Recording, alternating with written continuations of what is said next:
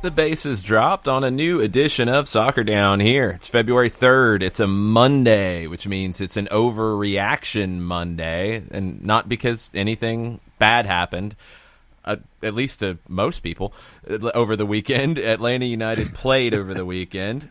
Elfsborg was the opponent from Sweden. It was a 1-1 draw. We'll get into that probably a good bit this morning. Any other MLS moves, rumors, anything else on your mind, anything else you want to react to? We are here for your reactions. Tweet at us at Soccer Down Here.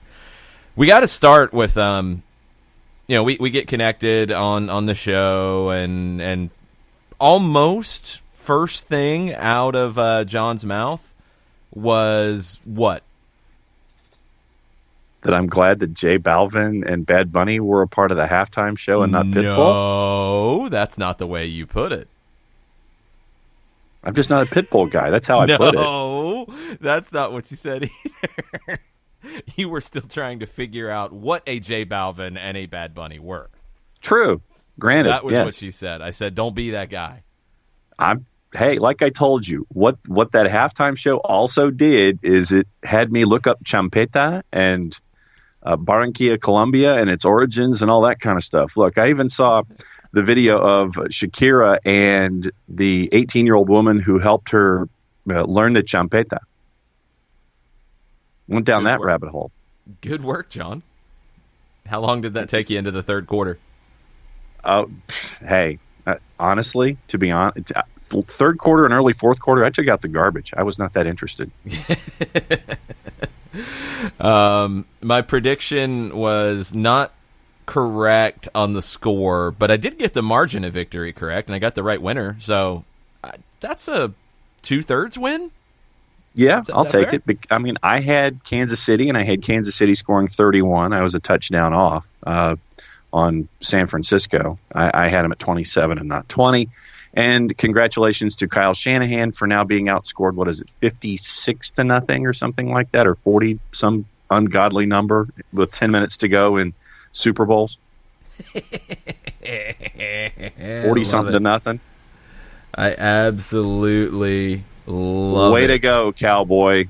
Oh, and it's just the same nonsense you think you would learn at some point.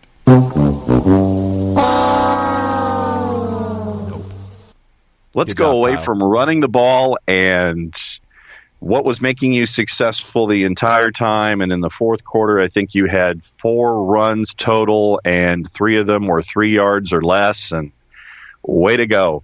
Big thumbs up for you. Genius. The other thing that came out of the Super Bowl last night was in our SDH chatter, everybody pointing me to the new Coca-Cola energy drink, which I had honestly not really seen much about. They had at least one big commercial on the game, right? Mm-hmm. Running around this morning getting ready for the show. Did you dive in? Yeah, had to get one. Enjoying one right now. I've got the cherry flavor for later, which I think I might end up liking a little bit more. But The regular one's good. I mean, That's a question mark, though. No, it's not a question mark at all. It's good. It's not blowing me away like, oh my gosh, this is the greatest thing I've ever had. But it's good. It tastes like a Coca-Cola. It doesn't taste weird. There was they did some kind of an energy thing a while back, I think. Or it was a Coca-Cola coffee or something. Oh, no. And that all that stuff was weird to me. I'd try them. I didn't like it. Red Bull did a cola at one point. I didn't like it. It was not good. This is good. I don't know if it beats the coconut or the peach Red Bull for me. Not quite.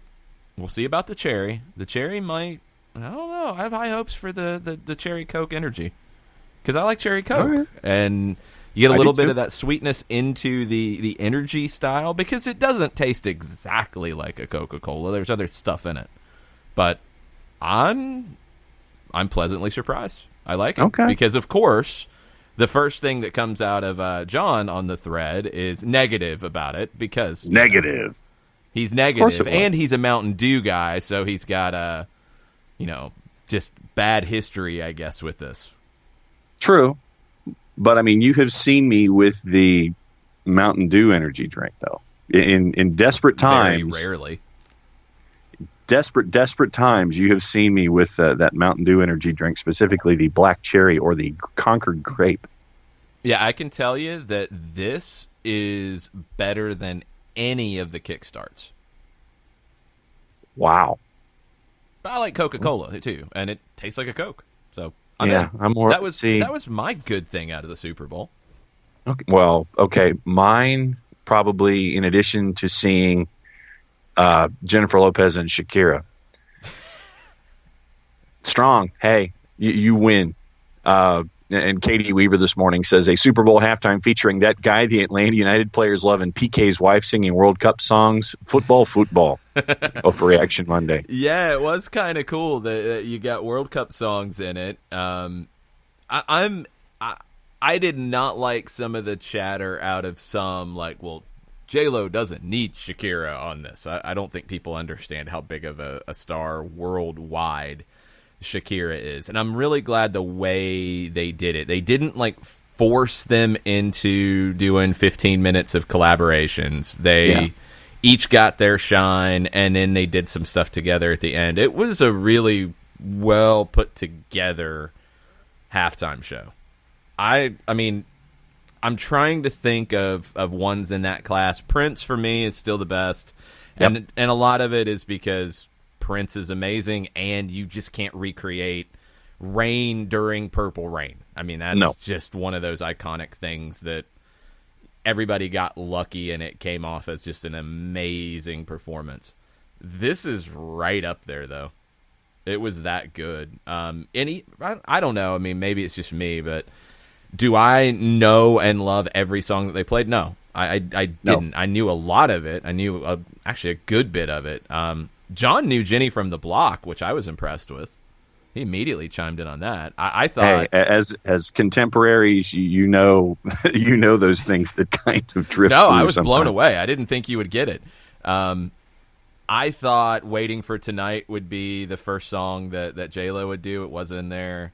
What was my pick for Shakira? Whenever, Wherever. But I like the way both of them did their little mini sets. So anyway, we need an MLS Cup halftime show at some point, I guess, or at least a pregame. I think for a MLS Cup match, it probably needs to be a pregame concert. Yeah. You can't extend the halftime; it'd be too awkward in the NFL. Like, they'll just go half-hour halftime. Because, I guess we'll keep going. Whatever, it's all good. So, do a pregame concert. And we need to start getting this kind of stuff for MLS Cup. Yes. I'm all in for this. Bring this one back and add today's birthday boy, Daddy Yankee, into the mix. One of the reggaeton first people to break through in the U.S. That was my introduction to reggaeton. Okay. Daddy Yankee, Gasolina. Okay. So, and this goes back to the discussion we had about Daddy Yankee, Yankee Daddy a couple of years ago. We didn't have a discussion about Yankee Daddy. That didn't happen. You might have mixed them up because, I don't know, but there was no discussion. Yeah, no question. I'm fairly certain that I mixed them up on the show and drew the same reaction from you back then. Pretty much. Super Bowl commercial. A reaction of anger, yeah. Super Bowl commercial, Bill Murray? Yeah, that's... there wasn't anything that I was just like, this is the greatest commercial I've ever seen. I thought as a whole it was kind of meh. Yeah. I guess the Bill Murray one. Google made everybody cry, and that was probably unnecessary for the moment, Google. But great commercial, just made everybody sad. And apparently that was a Google employee's grandfather. Oh, okay. trying to think of what others stood out to me, and that's the problem. Is like there really wasn't that much that stood out to me. I know, and that's a problem. Yeah, that says all it needs to say about it. The U.S. women's national team being involved in quite a few, very cool. 3 different commercials featuring U.S. women's national team players. Yeah, Carly Lloyd being a part of one. Yeah, part of 2, I think, and then yes. the whole team was part of the Budweiser one. Crystal Dunn got in there as well. Good to see Crystal Dunn. That part's really cool. There were good things. I mean, I was entertained. I was pretty tired and was kind of dragging at the end of it, but I was entertained. I'm glad that we can now move on, and it's time for MLS season. It is time to get this underway. We are into preseason. We had a game to watch on Saturday. Yes. And a lot of people were watching. Thank you for that. That was very cool to do the game with Kevin Egan, and kind of both of us, just get to see what's going on with this team right now. Because we both came in with, we want to look at the newcomers. We want to see how this group works together. And I was entertained. It's preseason. I'm not getting hung up on the result. But I was entertained, and I was actually kind of intrigued by where this can go this year. I thought the way that they were trying to play, and it didn't always come off. Again, you're working through these things. The way that they were trying to play was very bold, very interesting, and I want to see how hard they lean into the boldness of it. I liked it. I was thoroughly entertained. I have player questions, and I guess it's a line at a time, a line of attack at a time, and what you saw. And obviously at the back line, in watching what I saw, it was good to see Miles clamp down on Elfsborg the way that he was. Yeah, it's the defense was.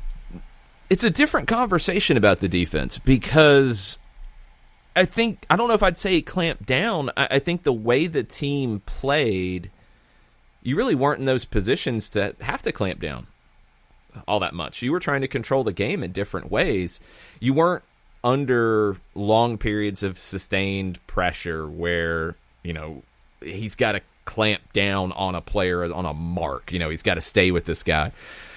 I thought the reactions were good. I liked how the defense was able to step into the attack and get involved. I thought, in general, the playing out of the back was good. You had some mistakes with it. You're still working through it. But I liked the way it looked with Meza, Escobar, and Robinson. And I think that type of deployment with Robinson in the middle, Meza on the left, Escobar on the right is what we'll see most of the time. Because Meza and Escobar are both very comfortable stepping into the midfield, and then it becomes a duo at center back. And that creates some overload situations and creates some kind of unique opportunities. I think Atlanta's going to look different than they did last year. And will this be the only way they play the 3-4-3 that we saw? No. I think they will show other things tactically. But I think they'll lean into this more this year. And it's not a reaction to an injury to go to the 3-4-3 like it was last time around. I think this is where you'd like to start from and build out from here. And the glimpses we saw of different things in that match on Saturday, I like it. I do. There's still questions, but I like it. I like where it's going. And then moving my way forward, obviously for me, I was looking at guys like Lennon and Mulroney. What did you think about stuff in the middle? Well, out on the wings, the wing backs, yeah. if that's what we're talking about. Lennon, I thought, was good. I like his confidence. The play that stood out the most to me on Lennon was the 1-2 with Joseph. That was Joseph half volleying a ball from the middle of the field out to the right wing, Lennon taking a touch and then putting a cross back into Joseph. That's audacious on both of their accounts, but the confidence from Lennon jumped out to me. He's got pace. I think he's a better defender. than Atlanta has had out there when it's not Franco Escobar. I think he's a better defender than Julian Gressel. I don't think he's quite as good of a crosser, but I think he can get in behind more than Gressel did. So it changes the way the right wing-back role looks for Atlanta. They're different kinds of players, and look, there's going to be comparisons. We know that. They're different players. They have different strong suits. But the defensive side of it, I think, is better at the wing-back position than it's been. When you go back to last season and you look at the 3-5-2 and it being Gressel and Merrim towards the end of the year at wing-back, neither one is great defensively. This game, it was Castillo and Lennon. Both are comfortable playing on a back line if they need to, so you can drop into a line of 5 very comfortably. You can also make it a line of 4 if one steps up high. Mulroney came in the second half, and what I liked out of Mulroney was his energy. He comes in, and I think first touch was beating a defender down the line. Doesn't put in a great cross, but he has the confidence with that first touch to create the opportunity. Then, a minute later, he tracks all the way back and makes a defensive tackle in the defensive third. So, a lot of ground covered. And that's what you'll see when it's Mulroney, when it's Lennon. Escobar does the same thing when he's as a wingback. Bello can do that when he's a wingback. Castillo's not going to cover quite as much ground, but he is going to cover a good bit of ground. I think you're going to see the wingbacks, that heat map for them is going to be expanded a bit. It's not going to be 30 yards inside the other team's half and be like a giant red blob there. I think it's going to be up and down the whole wing. And you're going to just see more ground covered by these guys. And that's going to be needed in this kind of shape. And then I'm going to save my Elfsborg question after this, but then obviously everybody up top with Joseph, Pitti, and Barco. I liked it. It was not 100% 3-4-2-1. It was probably a little more 3-4-1-2. Pitti played a little higher predominantly, but not completely because he's free. He can drop in. He can go where he needs to go. Barco stayed for the most part in that creative role, in that enganche role behind the forwards. I thought Barco was outstanding.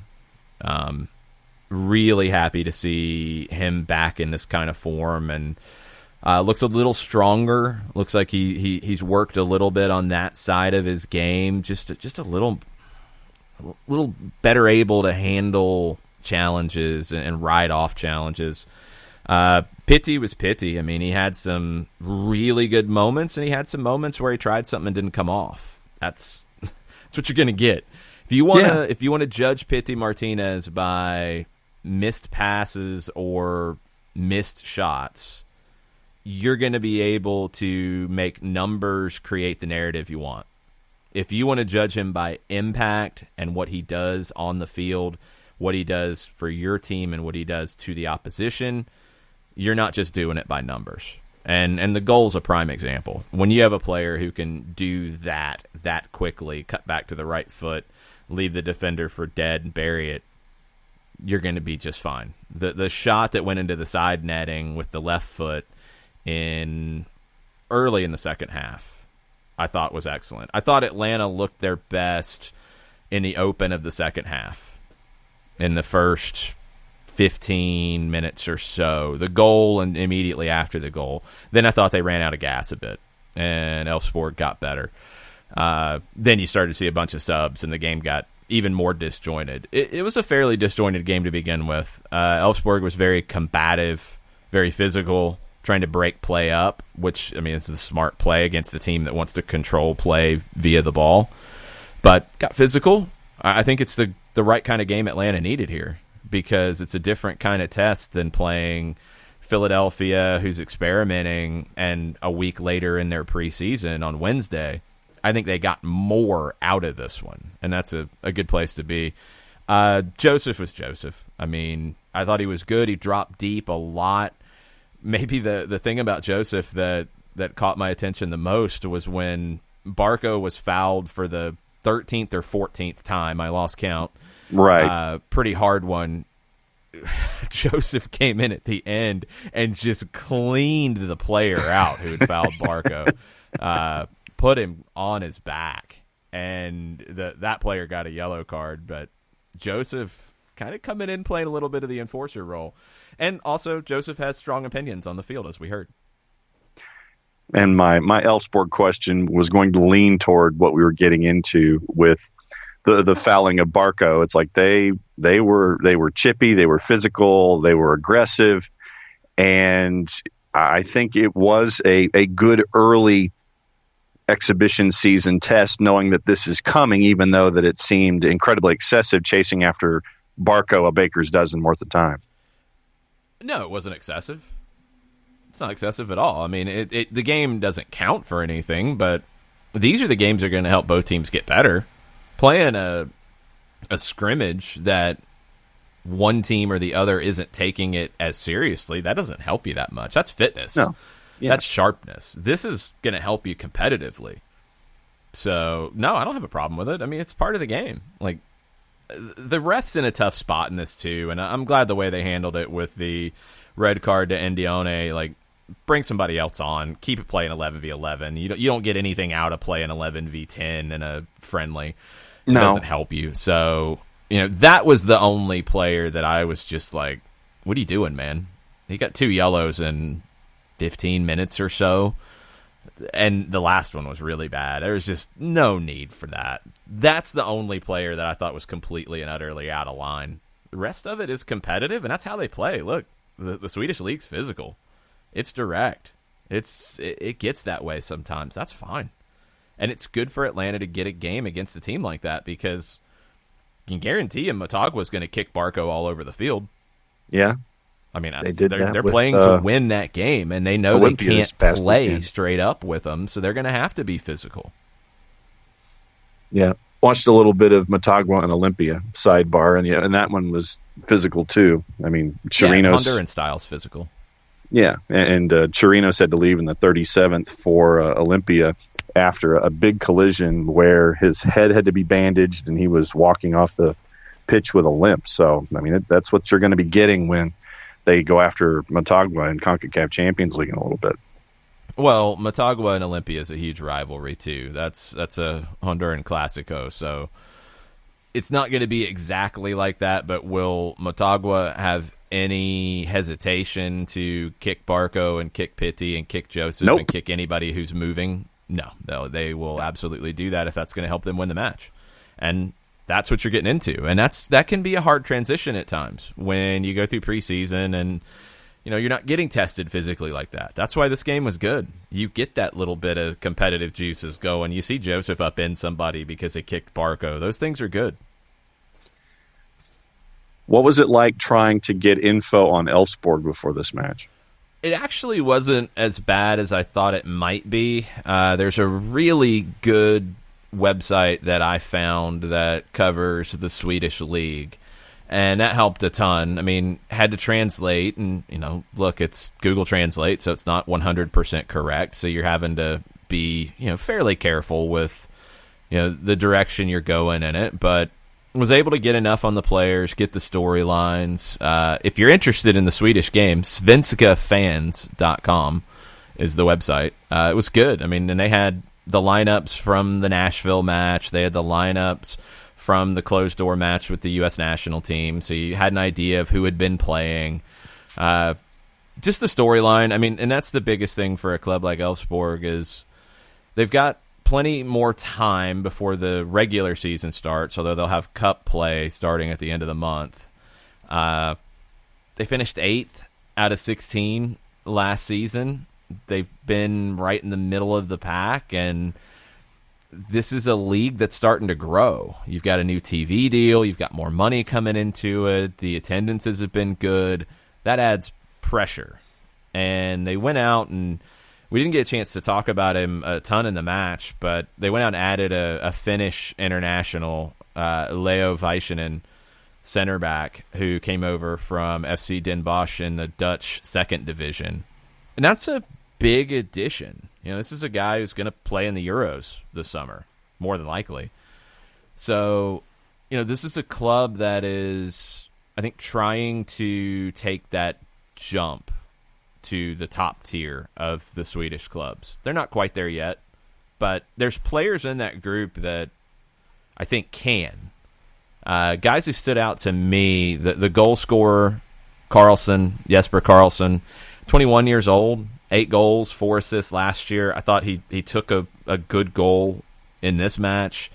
Didn't catch it completely cleanly off the cross, but he finds the back of the net with it. I thought he looked dangerous at times. Good long-range shot from him. One of his free kicks was pretty good. One was not good. Carlson's a player that stood out to me. I liked the center back who had some experience here in the States, Joseph Akumu, 22-year-old Kenyan. Very physical. I thought he handled Joseph and Pitti and Barco pretty well, and not just by fouling. I thought he defended well. Player that Frank de Boer mentioned to Swedish media before the match, Rami Kabe, left back. He didn't get, if he got in, and I did not see him, substitutions were almost impossible for us to catch. It was late if he came on. It was Simon Strand who played mostly on the left side. Kabe is a left back who gets forward really well, and he's another young guy. He's 22, so it's a very young team that is trying to make the jump in Sweden, and being able to find that information helped understand what they were trying to accomplish and why it was a more competitive match, not just a kick around and let's not get too into this. I mean, they were up for it. Atlanta was up for it. It was the kind of preseason game both teams needed. All right. Let's see. You want to hit Twitter, or what do you want to play here? Let's do the Twitters. All right. So we have some folks who have reacted from the match, starting with at the Elijah Willis. The Atlanta United that I fell in love with has completely transformed. I love the South American flair that Atlanta played with, and I'm afraid we're trading that for tactical, boring soccer. Hopefully I'm wrong, and there's a second point to follow. Okay. I'm sorry, Elijah. I don't really get where this is coming from. One, under Tata Martino, Atlanta United was not a prototypical South American team. I think that's been completely and utterly overplayed. They were a very vertical team. Most South American teams are not that vertical. A lot of South American teams, especially Argentine teams, the tradition is to play a 4-3-1-2, to have a creative hub as that one, the playmaker, the enganche, the guy who's going to get most of the touches, to have that player dictate the pace. And you want to find that player. That's not what a vertical game does. Because there were South American players doesn't mean it was a typical South American style. And honestly, I think they're looking to get more passes, more touches, more combination play now than they did then. So I don't know, and I don't know where the narrative's coming from, because Elijah's not the only one who's saying it. Like it's not just Elijah who's saying this. We had people tweeting at us during the game. I was entertained because I thought Atlanta wanted to play fast. I thought they looked to combine. I didn't think they were just playing it long and using speed to get in behind. They were trying to use creativity. They were trying to play through Pitti and Barco quite a bit, especially Barco, which I was very happy to see. I don't know. I don't know if it's just the manager. I don't know if it's reputation. Still going back to the Crystal Palace and Inter days where it didn't work out for Frank de Boer. I think a lot of people in general praise the Dutch style of play. And the Dutch style of play has also transformed Barcelona over the decades. And Barcelona's been known as an entertaining team. I didn't see it as a tactical game at all from Atlanta. Like they weren't trying to kill the game off with possession. They could have been more patient at times, and they weren't. I'd love to hear more about people who feel this way. What is it exactly? Like, is there something? Is it building up out of the back instead of just playing over the top? Is that it? Because I know for some people that's something that they don't like. It's riskier, but it has nothing to do with what we're getting into about the old Atlanta United, the new Atlanta United, anything. If you play out of the back effectively and break a press, you're going to create a better chance going forward. It's just a fact. You draw the team out, you beat their press, you're going to have less to deal with on the other end when you attack. It's just numbers. The risk is if you try to play through pressure and you don't pull it off and you turn it over, then you're giving the other team a better chance. That's the trade-off you're trying to accomplish. And in a match, if you're going to start playing out of the back, if a team is pressing you and causing you problems, you're going to have to make decisions. Now, in a preseason match, obviously, you're working on it. You're going to keep forcing it. And I thought they played out of the back really, really well at times. Thought they made some mistakes. Were a little sloppy at times. Overall, thought it was good. I just don't know what this tactical slow thing is after watching this team play in this game. I don't. I didn't think they were overly defensive. They played in Elfsborg half for most of the match. They created a number of chances. When Elfsborg created chances, it was more from breakdowns than, quality play where you're getting overplayed by the opposition. I don't know. And if there's more specific things, please put them out there. Because that's the kind of discussion that needs to be had beyond just saying, I don't like this. Why? And for people who like it, why? That's what I hope this can turn to, because I didn't see it the same way that Elijah did. And the secondary point. That's okay. Sorry. Go ahead. No, the secondary point from Elijah was Darren told us he wanted an exciting soccer, winning games 4-3 and not 1-0, and I think DeBoer is the exact opposite. Just don't get that. I don't. Last year at the beginning was a different conversation. It was. You had injuries you're dealing with too, and there were a lot of different things that complicated it. I still didn't think they were trying to be defensive. The aversion to a sideways pass is surprising to me at times. Do you want to see a team that just does that? No. No, you don't. But is it necessary sometimes? Yeah. 100%. And honestly, I did not get that feel from this match at all. I thought at times they should have been more patient. They should have went back more. They should have gotten a little more organized. If they're going to play in this way, I don't know if this criticism is as valid. I thought they scored goals last season. I think that, yes, they changed to a 3-5-2, and I know a lot of people say that, well, you can't give Frank de Boer credit for that. You have to give the players credit for that. And I don't think that's 100% correct. I don't think the players said we're playing 3-5-2 or we're not playing. You know what I mean? Like, I really think that if you had not had the Crystal Palace and Inter Milan stints for Frank de Boer, that these conversations would be very different. I do. Honestly, I think this team is going to play very fast and pretty open, because a 3-4-3 is pretty open by design. And you're going to have some wild moments in games. And then the problem is then people will complain and say you're not good enough defensively and you're taking too many risks. So, I don't know. I like where the team's headed. I like the commitment to playing in the way that they were attempting to play in against Elfsborg. I thought they pulled it off pretty well a lot of times. I think they can still be better. And we'll see what other additions could come in to enhance that. But I don't get this overly defensive vibe. And I didn't honestly get it last year. I don't think that was by design. I really, truly don't. Tata Martino wanted to work on the defense too, and did early in the 2018 season and then leaned on it in the postseason.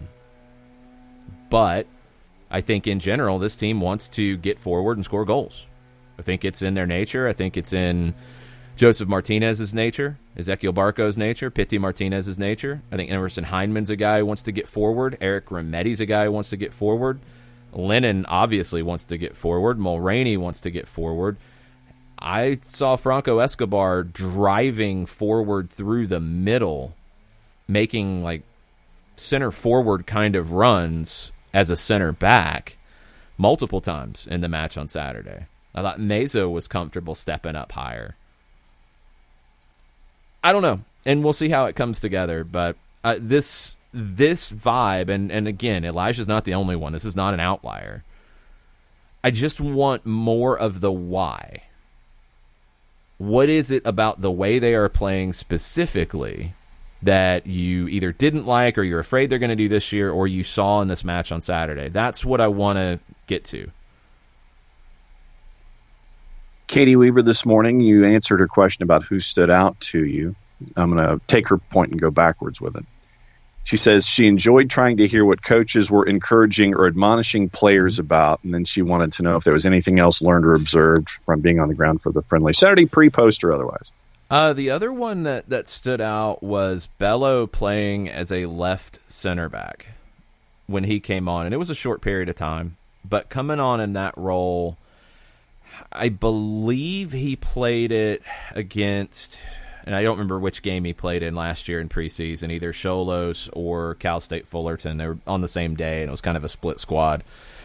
He played as a left-sided center back in a line of three. And in general, that's a tough spot for him. But in the way that Atlanta plays it, and again, this is another kind of demonstration of a pretty attack-minded group, you know, when you play Franco Escobar there, you see him get forward. Bello can do that from a left center back role, especially if his other center backs can defend on their own when he goes, if it turns over, and if he can get support from a central midfielder dropping in or a wing back dropping in.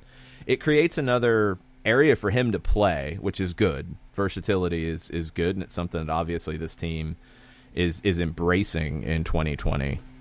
But it creates another dimension as well if you have another attack-minded center back, which is something we used to not talk about at all, but it's a real thing these days. And I think Franco Escobar is a great demonstration of that. So Escobar's long passing was something else that we hadn't really seen as much of from him. I thought his longer range passing was excellent. Multiple times with a big switch from him, big pass into the middle into space. I thought Franco was really, really good in this match. Good to see George Campbell get a little bit of an extended run out. The play with him that caught me by surprise is he got turned around pretty badly defending on one, but he spun and recovered so quick where a lot of defenders would be out of the play. He actually came back and blocked the cross and gave away the corner. I thought that was really impressive. He's raw, but man, he is just improving at such a rapid rate. I don't know what his 2020 looks like. I think there will be Atlanta United 2 matches, but I think there could be MLS matches for him too. I really do. He's been just steadily growing, and he's got a big opportunity in front of him. So we'll see where he's at. Those were some of the other things that jumped out to me. I thought Heineman was good. I thought Remedi was really good at moments and had some really bad giveaways. I think the inconsistency from him is something that's got to get cleaned up. I liked Barco a lot. I liked that he was kind of the focal point going forward. It was find him and play through him. That's good. I'm good with where it was. I think it was a good test. You want to see progress. Now that we've seen this game on Saturday, you get a week. You get a week to address some things that came up in this one. You get a week to grow and build. Needs to be better this upcoming Saturday in Birmingham. You see, now you've got me going a bunch of different directions here. I agree with you. I'm looking forward to seeing at least the beginning of the season with the twos with George Campbell. And then, I don't know. I mean, that's what I'm saying. More than likely, because he's not going to be starting MLS games. But if called upon, I feel better about him in that situation than I did at the end of last season. This was a good performance from him with some of the first-team group when he first came in. I wonder if he'll get a longer run with the first team group replacing one of them. I wonder if he'll get a little bit longer run here in preseason. Would be interesting. I feel better about him being able to contribute, though. And then Stunner chimed in, as you were discussing Hyndman and Remedi, he says the camera doesn't always show their shape off the ball and in transitions. He wanted to know what you thought about them. Yeah, and that's what's kind of hard about it is there's so much at the moment. That's one that I wish I had access to the tactical cam, and I wish I could look back at it afterwards, because calling it, you don't always notice that stuff. And especially early on, where we're kind of getting our rhythm back, too. It's preseason for us, too. So we're kind of getting our flow back and keeping up with everything. The thing about Remedi that surprised me here is, like, there was one where he went for a back heel in the defensive third. Too risky. He had cover behind him. I think it was off a set piece as they were trying to play out. So he had cover. Ended up being okay because of I think an offside call, but was a little surprised by the riskiness of that attempted pass that turned into a giveaway. He had a couple other sloppy touches in the middle of the park that led to breaks when they were exposed. And that's the difference for a central midfielder in the way that they were playing, because it's 3 center backs, it's 2 central midfielders, it's 2 wing backs. Barco stayed up high for the most part. He tracked back a couple times. Pity Martinez tracked back a few times, one after a giveaway, and it was a good, strong defensive effort from Pity. Joseph isn't going to play defense because you don't want him to. So you're a little more exposed centrally in some ways, but you have one extra center back behind you for that cover. So instead of having a rock-solid 6 behind you if you're Remedi and Hyndman, you've got 3 center backs behind you. And you've got 2 of them in Meza and Escobar who are comfortable stepping up higher and defending up higher. The rotations defensively are going to be the key to this. And I think we talk a lot and focus a lot on transition from defense to attack, the counter or just the attack that starts from a turnover, whatever, or the high press that you cause a turnover and go to goal. I thought Atlanta did really well with that. But the transition from attack to defense, that's the number one thing to me in this kind of shape and playing in this kind of manner that you have to be dead on with. You have to get it right, or you're going to have a breakdown like what happened on the goal that you conceded. And that was after you started to see some changes, but if you go back and look at that, you see everybody scrambling back, and it's disorganized. A little better organization on those moments. And that's one that, look, you need to have it now so you can work through it. So that's why this match was good. You didn't just play a completely meaningless preseason game. It's a preseason game that had a bit of an edge to it, had some competitiveness to it, and that helps you. That moment is one that you will sit and look at and study and go back through and figure out why it happened and try to make sure it doesn't happen again. Defensive transition is going to be a key element this season. I mean, you don't want matches where you're just kicking the ball around for 80 or 90 minutes and you don't have anything that you can take forward. I think that if you have things that you can sit there and stare at and go, okay, let's take the good and understand why it was good, and take the moments where you have goals scored on you and sit there and analyze that. That's stuff you want stuff to work on. I don't think you want stuff to just sit there and say, yeah, okay, well, we survived for 90 minutes and it's on to the next. You want things to sit there and work on and challenge yourself with. You're going to learn more from this game than you did from the Philadelphia match. You're going to learn more and develop more from this one. And you need those. You need these moments, because if you don't have them, you're not going to develop. So it's good to have it now. This will help them against Motagua. Hopefully Birmingham tests them in some different ways, and Birmingham will be up for it. It's a big test for them. It's a big opportunity for them to show what they're about. Now, they're much earlier in preseason, so the fitness won't be there, but a good 45 minutes where it's competitive and maybe kind of physical. Maybe Birmingham gets direct to try to deal with Atlanta's pressure. Those things will be good. I thought that was another element, and this is something going back to style of play and what people like and what people don't like. There was a lot of requests last year for a higher press. And I thought Atlanta in this match showed a commitment to it in a way which maybe we hadn't seen since the early days of Tata Martino, because they didn't press as much in 2018 as they did in 2017. The ideas of the Peachtree press, that dissipated over time.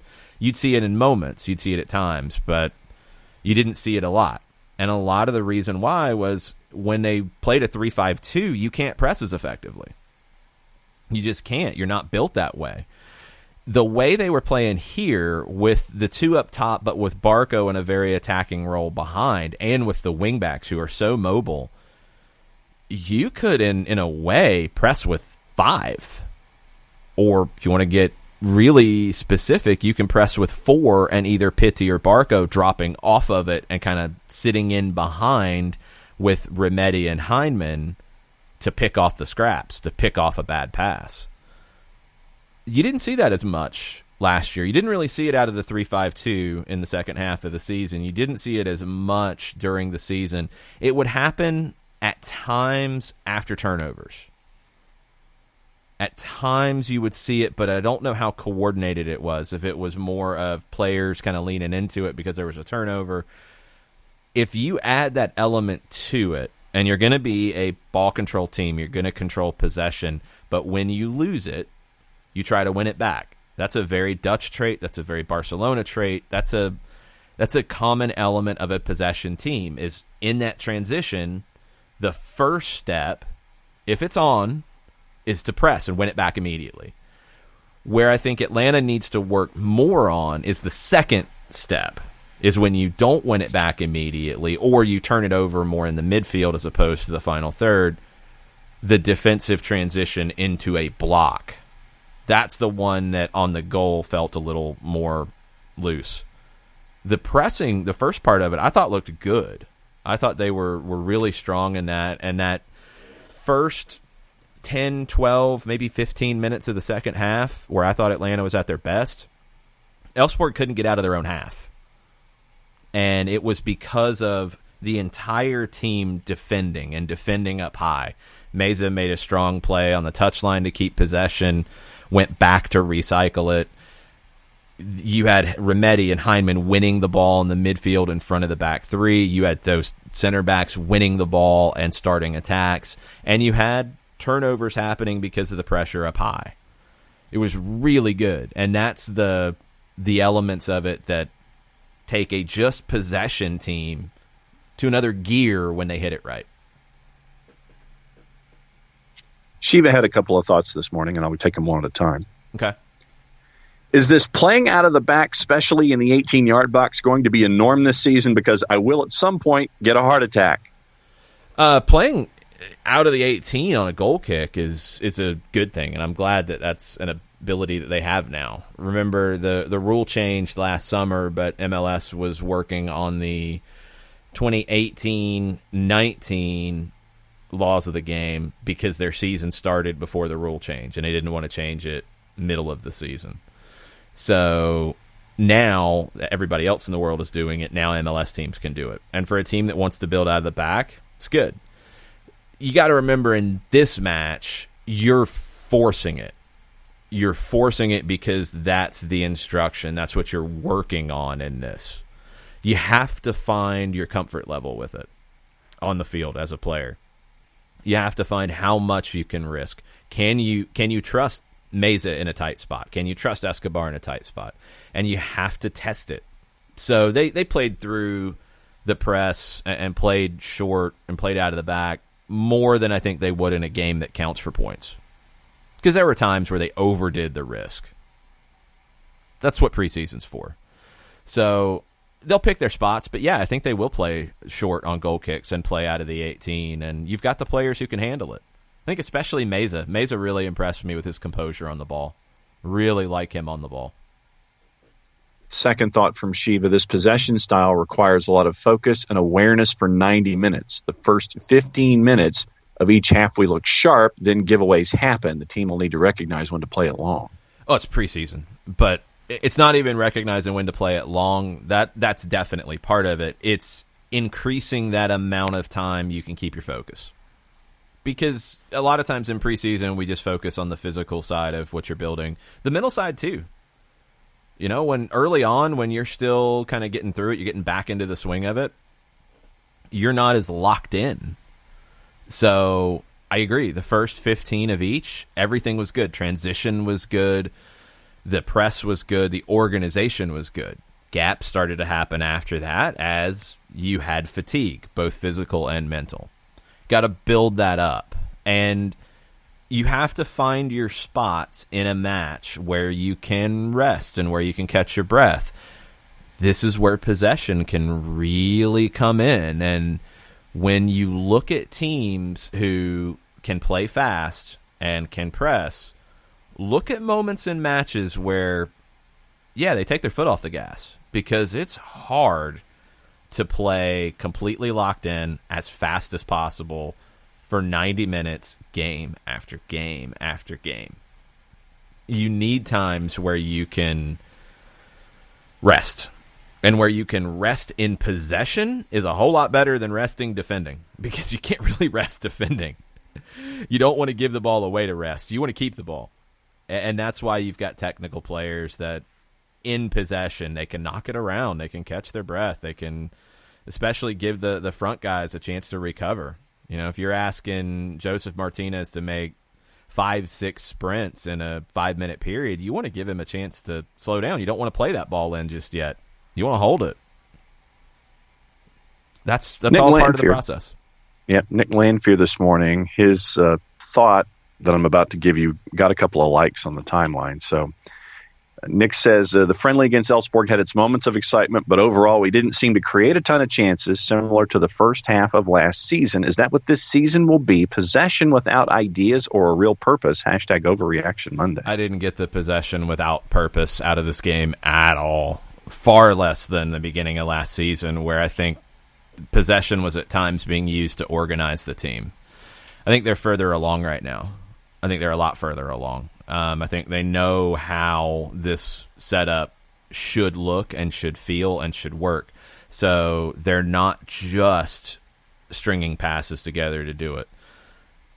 This gets just back to a philosophy, and some people do not like a team that wants to string together 10, 12, 15 passes before entering the attacking phase. Pep Guardiola will tell you that you need to do that to stay organized. Other managers will too.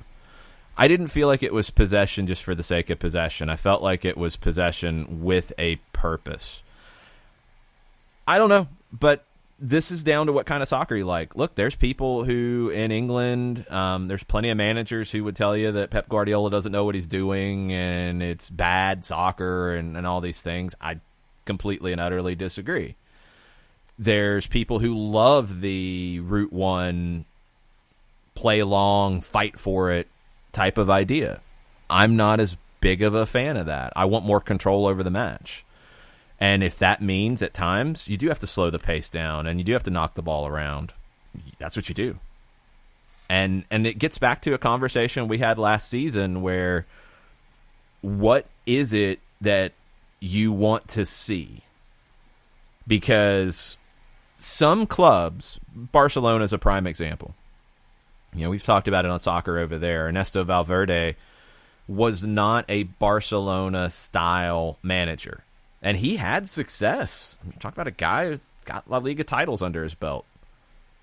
But he was never embraced at Barcelona because it wasn't just about winning. There was a style element to it here.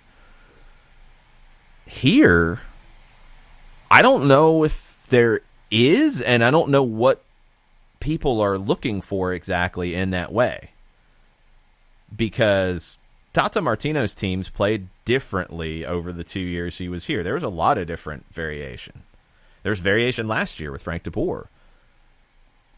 There's not a decades and decades and decades of a way that a team has played to where you should be having that issue that Barcelona has. And it's an issue. Tata Martino ran into it at Barcelona. He was not embraced at Barcelona because, gasp, he didn't have more than 50% of possession sometimes because he's more vertical. And that was just not acceptable. And a season where I think they were a point off of the league title and reached finals and semifinals, that wasn't good enough. It was seen as a failure, mainly because the style was different. I don't know why here there's such an embrace of a style that, honestly, this team hasn't played consistently for more than one season. So I don't even know what style it is that's being embraced, to be honest. Other clubs, it's strictly about winning, period. Win cups, win trophies. If that means you're defensive, that means you're defensive. If that means your possession, that means your possession. If that means you press high, you press high. It's whatever you do to win. And it can change. It's just a culture of winning. I don't know if that's what people want here either. I think it is. And just little bits of anecdotal questions we've put out there and reactions to it. I think that trumps everything else, is winning. But there is a stylistic element that is not consistent from what I think the overall fan base wants, and you get different elements of the fan base who want different things.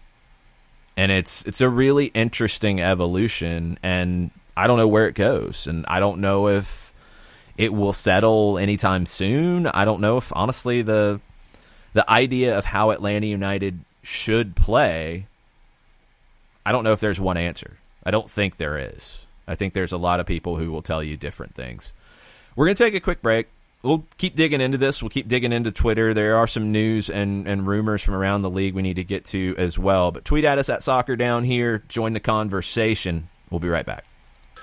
A ranger station. I'd like to report a bear hug. Okay. I put out my campfire and Smokey Bear hugged me. So you drowned the fire, you stirred it, drowned it again, and felt that it was cold? Uh-huh. Yep, he's just letting you know you did good. Bear hug from Smokey Bear. Status update. I'm gonna let you go now. There are many ways to start a fire, but one sure way to put it out. Learn how you can do your part at SmokeyBear.com. Sponsored by the U.S. Forest Service, Ad Council, and your state forester. As a business owner, you know that every year brings new challenges and opportunities. The success of your business demands expertise and focus. And Country Financial can help you keep that focus by helping ensure you have the right insurance protection in place to meet your goals. Jason Wright can help you create a customized insurance plan that has coverages designed just for your business. Give Jason a call at 678-568-6871 or reach him on Facebook at Jason Wright Agency. Coverages vary by state. Policies issued by Country Mutual Insurance Company, Bloomington, Illinois. This is what matters. This is beyond X's and O's. This is the difference mutual respect makes. This is what character looks like. This is what defines us in Georgia. This is sportsmanship. School sports. It's not the outcome that matters most, but the way the games are played. This message presented by the Georgia High School Association and the Georgia Athletic Directors Association.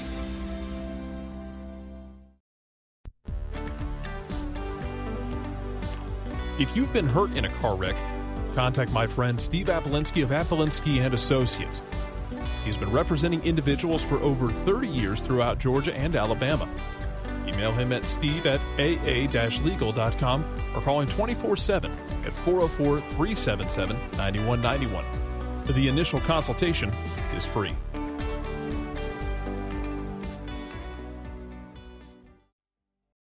You're listening to Soccer Down Here daily on SDH Networks, a division of OSG Sports. Find us at Soccer Down Here on Facebook and Twitter. The time is now the top of the hour. Peep, y'all.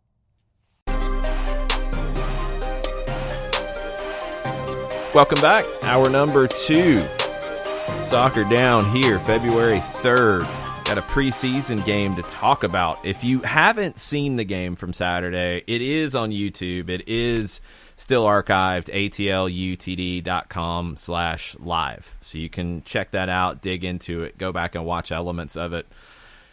But we're talking a lot about it, a lot of different reactions to it all over the place, which is completely normal. I'm glad we're getting different reactions to this as opposed to yelling about front office moves and and roster moves that nobody has all of the information on, but people getting really upset about those. This is something where everybody sees the game differently, and everybody has different opinions for any team. You know, I'm watching Te Ise right now, and there are, let's see, they've changed their shows around, by the way. So they've kind of mixed and matched the No Todo Pasa and some of their other shows. So right now, I think it's 6 guys, and there's a couple open chairs, so they'll come in here soon. And they're going to argue about everything that happened in the Argentine League over the weekend. For the next 58 minutes. They will argue about it, and they will say that, no, you don't know what you're talking about, you don't know the game, and it should be played this way, and no, it should be played this way, because that's what this game is. So these types of discussions we're having this morning are great. I love it. Just opinions. I have an opinion about the way the team plays and what kind of soccer I like. It's formed by my soccer experiences. Other people have different soccer experiences, and they lean into it differently. That's cool. That's a good thing, because if everybody thinks of the game the same way, then every team's going to play the same way, and that gets pretty boring, doesn't it? Well, yeah. Exactly. It does. We will get back into the Twitter at Soccer Down Here, into the timeline Keep with sending. thoughts on it. Keep tweeting at us. But John has a few things to talk about. Oh, wow. Okay. So you want to do that? Mm-hmm. All right. For those of you who have reached out, wow, this is interesting. Where did you pull this from? Just roll with it, man. I am. It's the first time I've heard it, though. So I'm trying to figure out figure out my read speed here. First of all, thanks to everyone who has bought stuff, hats, t-shirts, scarf, beanies. If you haven't gotten yours yet, numbers are limited. And thanks for posting the pictures of you when it is delivered. For those of you who haven't gotten it yet, send us the DMs. What's the easiest DM for you to check on a regular basis so you can get your trips to the post office quickly? I'm checking them all, but at Longshoe on Twitter, at Soccer Down Here on Twitter. And yeah, I'm heading to the post office this afternoon. All right. So once again, numbers are dwindling, which is a good thing, which means we're probably getting to the point where we might be restocking something, but the prices, you know them. hats are $25. Yes. Beanies are $20. Yes. And scarves are $20. Yes. Good job. So we got to get into the shipping. Have you figured out the shipping? Is shipping $5 universal? It's $5 for one item. It's $7 for 2 items, because the weight goes up, and that bumps it into another category. Okay. So don't forget our Teesprings. The T-shirts. Here that we have. If you're interested in wearing panqueques, you can get that there as well. You want to support your favorite 6 or your favorite 10, go to the Teespring store. Teespring.com/ what is it? Soccer-down-here? Yes. Just go to soccerdownhere.net and follow the link. That is the easiest route. Don't forget to download the Soccer Down Here app, available iOS and Android, and go to soccerdownhere.net for all the news that's fit to print.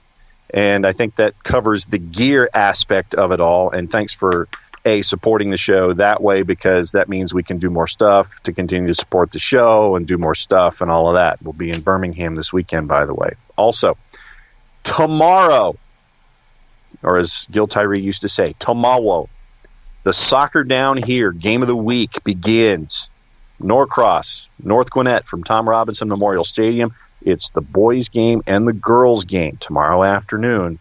So it's the beginning of the SDH Game Week. And we're going to have a lot of different places that we've got on the grid. It's North Gwinnett and Harrison and Roswell and Riverwood and Vidalia and Toombs, and on the road in Dalton and Lakeside Decatur and Blairsville and Watkinsville and all the places in between now and mid-April. Regular season GHSA action on the Soccer Down Here app as well. What have I missed? February 15th, Wild Heaven West End. That is our season kickoff live show. Come out and join us. It's going to be lunchtime. We'll be there from 10 to 2. The show will be from 12 to 2. Lots of different things going on. A special beer that you can only get there. A Honduran-influenced Hefeweizen. The El Jefe. So, you can get that. Coming out and hang out with us at Wild Heaven West End. Going to be a fun event. Lots of different folks have said they're coming out, so hope to see y'all on Saturday, February 15th. And Ricky, I'm sure it was on purpose that the music was louder than me, just so I could be drowned out. Sometimes, yes. It happens occasionally. Yeah, no doubt. Tonight, soccer over there at the Brew House with their 9,452 televisions from 6 to 8, where we get to talk about Mondays with VAR. That's going to be a fun discussion.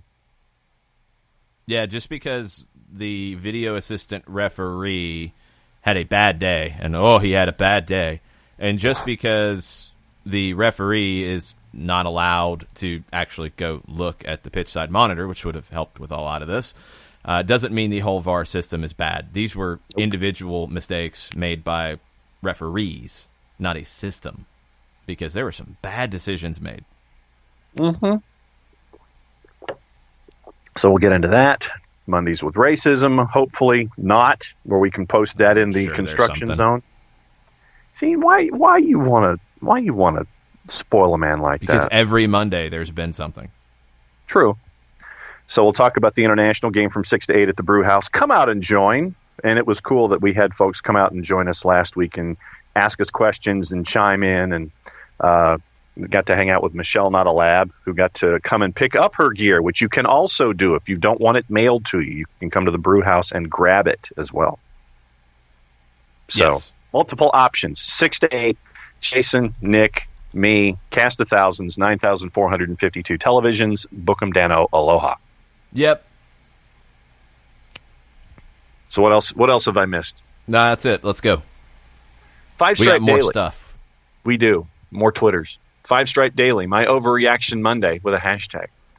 Between Joseph, P.T. Barco, Heineman, Lennon, and Mulroney, Atlanta United may set the record for most penalties in a season. That's a lot of technical players crashing into the box at pace, unbalancing defenses. That's a really good point. You're going to have a lot of numbers flooding into the final third, and that's going to create some havoc.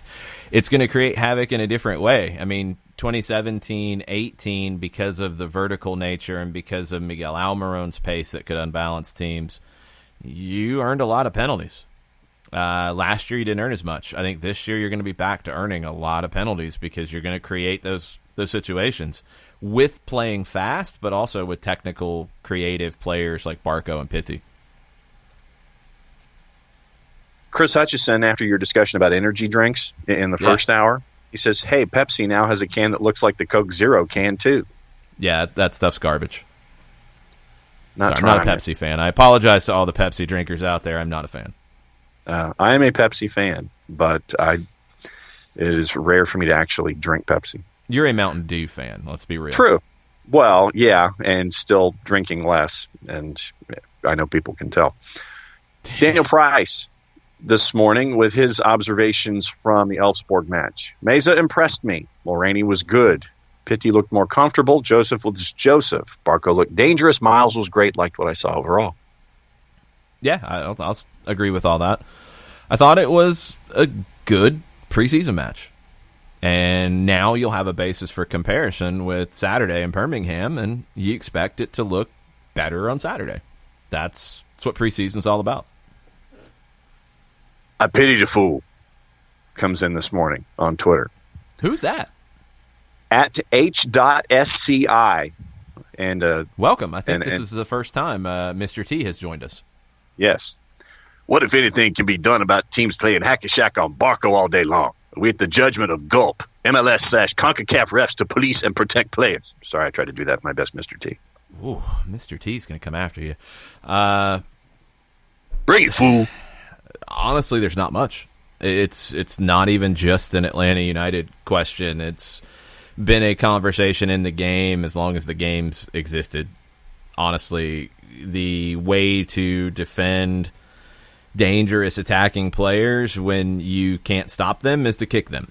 And Pelé was kicked out of the 1966 World Cup, not literally by a referee, but literally by opponents, because they kept whacking him until he couldn't play any longer.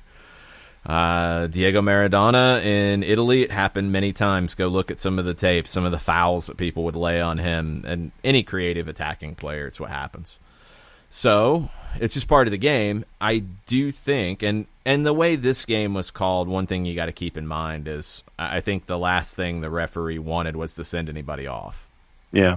You don't want to do that in a preseason game. You'd rather not use your cards. You had to in this one. And then when people get a card, they know that the ref doesn't want to send them off, so it's got a different feel all the way around.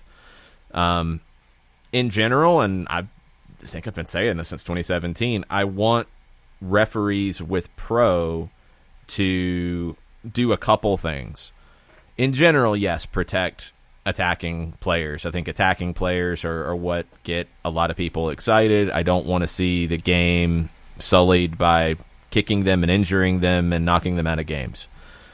I think the biggest thing besides just calling the game tighter, which in general you might not want, persistent infringement. Persistent infringement has to be used more by referees with pro. And I think some people get hung up on persistent infringement and think it's one player committing a bunch of fouls, then they're at risk for it. Not necessarily.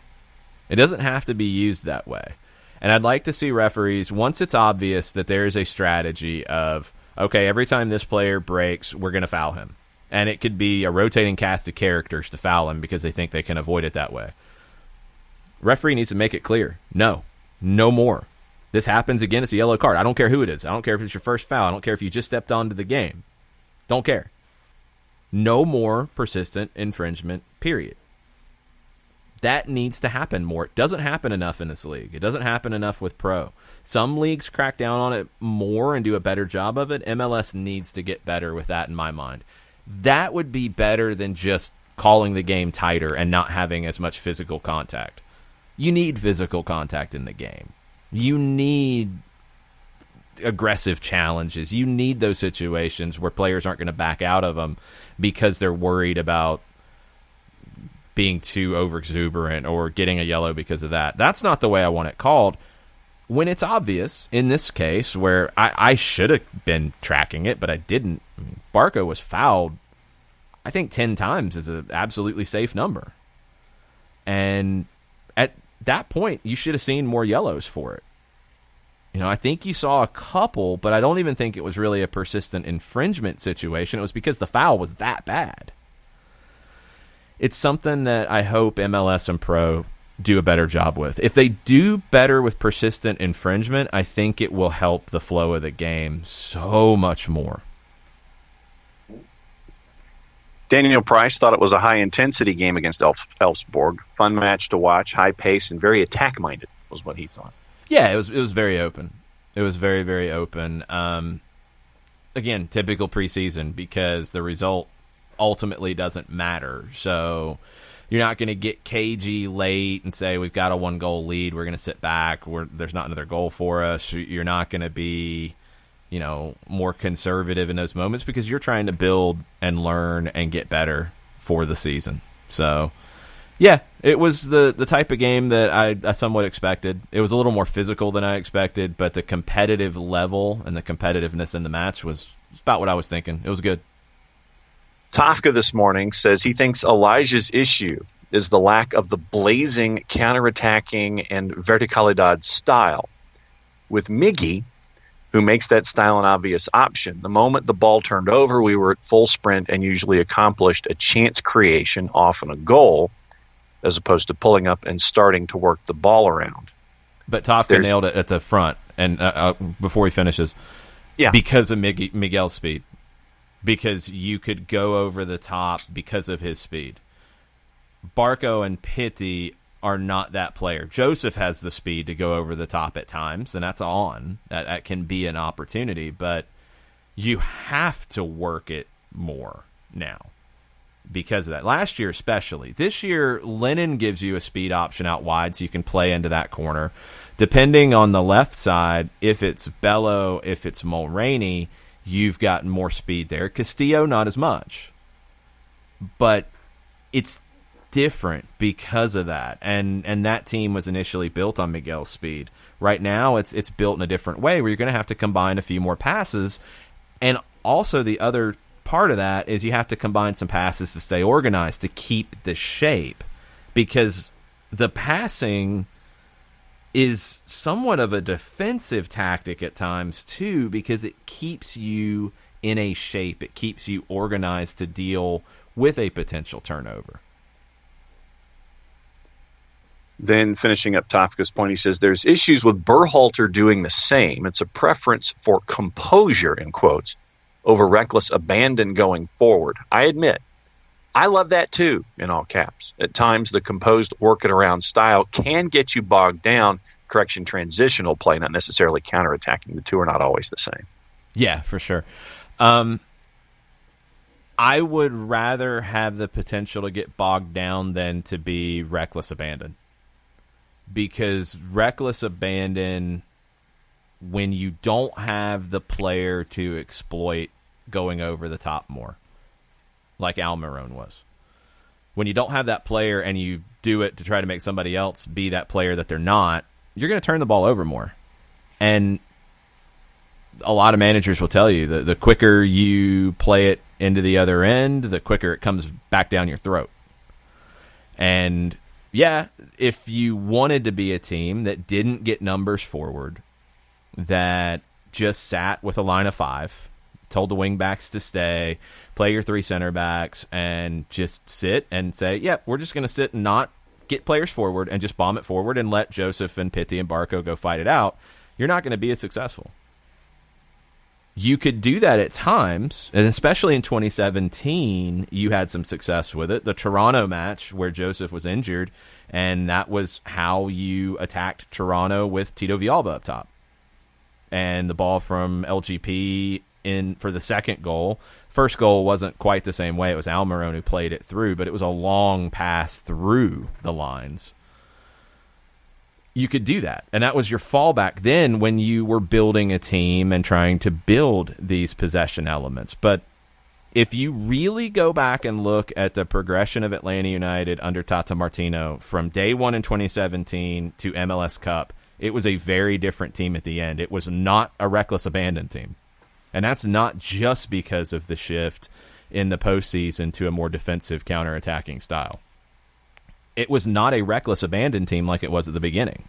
You weren't pressing as much. You weren't just bombing the ball forward as much. You were holding more possession. You were being smarter in a lot of ways and limiting risk from the opponent. So now it's almost working the other way, where you started more risk-averse. Last season, you went from being less risky to more risky as the year went on. And the way that this game played out is, one, trying to find a balance between the two, but also pretty risky.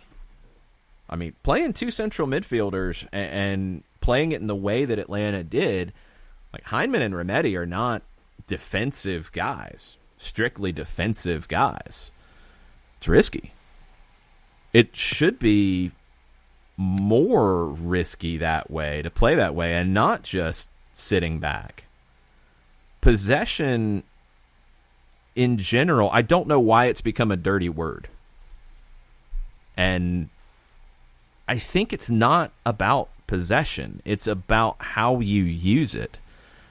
And I think Atlanta is using it to try to create chances and to keep organized. Some teams flip that. Some teams use possession to keep organized and not really to create as many chances. Atlanta last season on the whole, and even before the 3-5-2 where it was more reckless, they were among the league leaders in creating chances. That number went up steadily from day one to the Houston game where you had to go 3-5-2.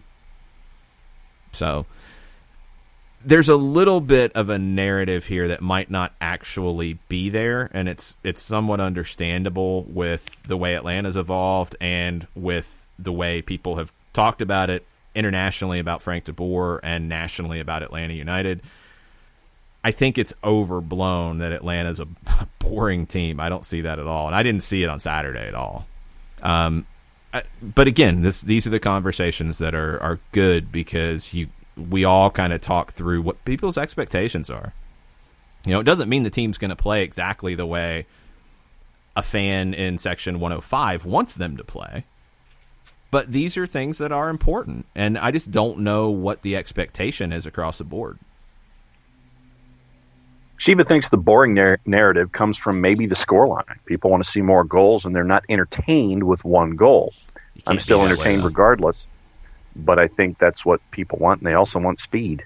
Yeah, you can't be that way. There's 5-4 games that are horrible, and there's 1-0 games that are enthralling. So if it's that simplistic, there's no way you can create a style to address that. I mean, obviously, any team wants to score 10 goals in a match. There's no one way to do it. Teams will look at Tottenham, Manchester City yesterday. Tottenham had 3 shots on target, scored twice. Mm-hmm. Didn't really show much of an interest in having the ball. Classic latter era Jose Mourinho. They won, and they scored more goals. They scored 2. Would you be entertained by that? If you're a Tottenham fan and you beat a rival and you beat a manager that you want to beat and you want a big 3 points there, yeah, you're going to be entertained. You're going to be happy. But take those elements out. And if you're a neutral? Not even that.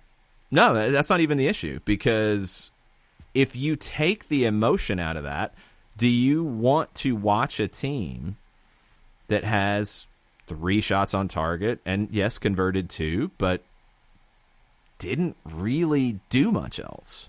Yeah. I don't. Some people are looking for different things. Some people only care about the result. But just scoring goals, there's no one way to guarantee that because, sure, you could be more risky and maybe find a few more goals, but you might concede 20 more, and you might not be a good team. And I do think here winning is more important than anything stylistically. That's the sense that I get. Maybe I'm wrong. That's coming from reactions to things last year. It's coming from questions we've had on the show. If the team is winning, that's the most important thing. I think the style is still being developed because Tata didn't have one consistent style. Frank is still evolving his. They are far more compatible than people think, but they're not the same, and neither one has been the same from day one to, going into their second year, in Tata's case, finishing the second year. There hasn't been one specific way. The reckless abandon style did not last as long as people think it did. ATL UTD fan number 1 says, I must be in the minority because from what I've seen so far, Atlanta United has looked fast and impressive thus far in preseason. I'm excited for this season, and it's a good sign to see PT smiling more and enjoying it. # United Conquer. It's a big part of it. It sounds silly, but just when you're happier on the field, I mean, when you're happier and more settled, the guy came off of the craziest span of his career, his last couple months at River Plate. And it was incredibly successful because they lifted the Copa Libertadores in a bizarre way.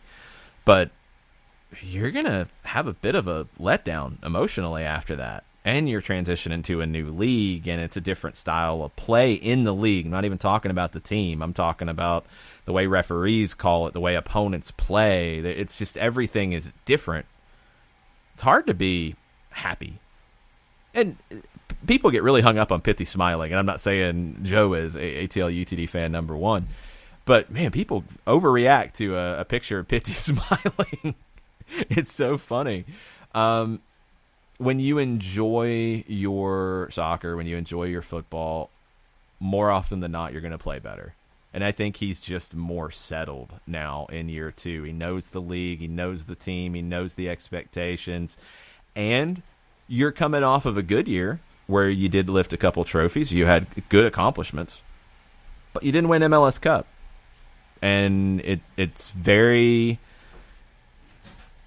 I think it's a very important element to it that in 2018, you won the ultimate prize. And in 2019, maybe the group was not quite as motivated at the beginning because they just won it. Now, they're hungry to win it again. The other trophies are great, and they are very important. But MLS Cup is the ultimate prize, is what you're judged on.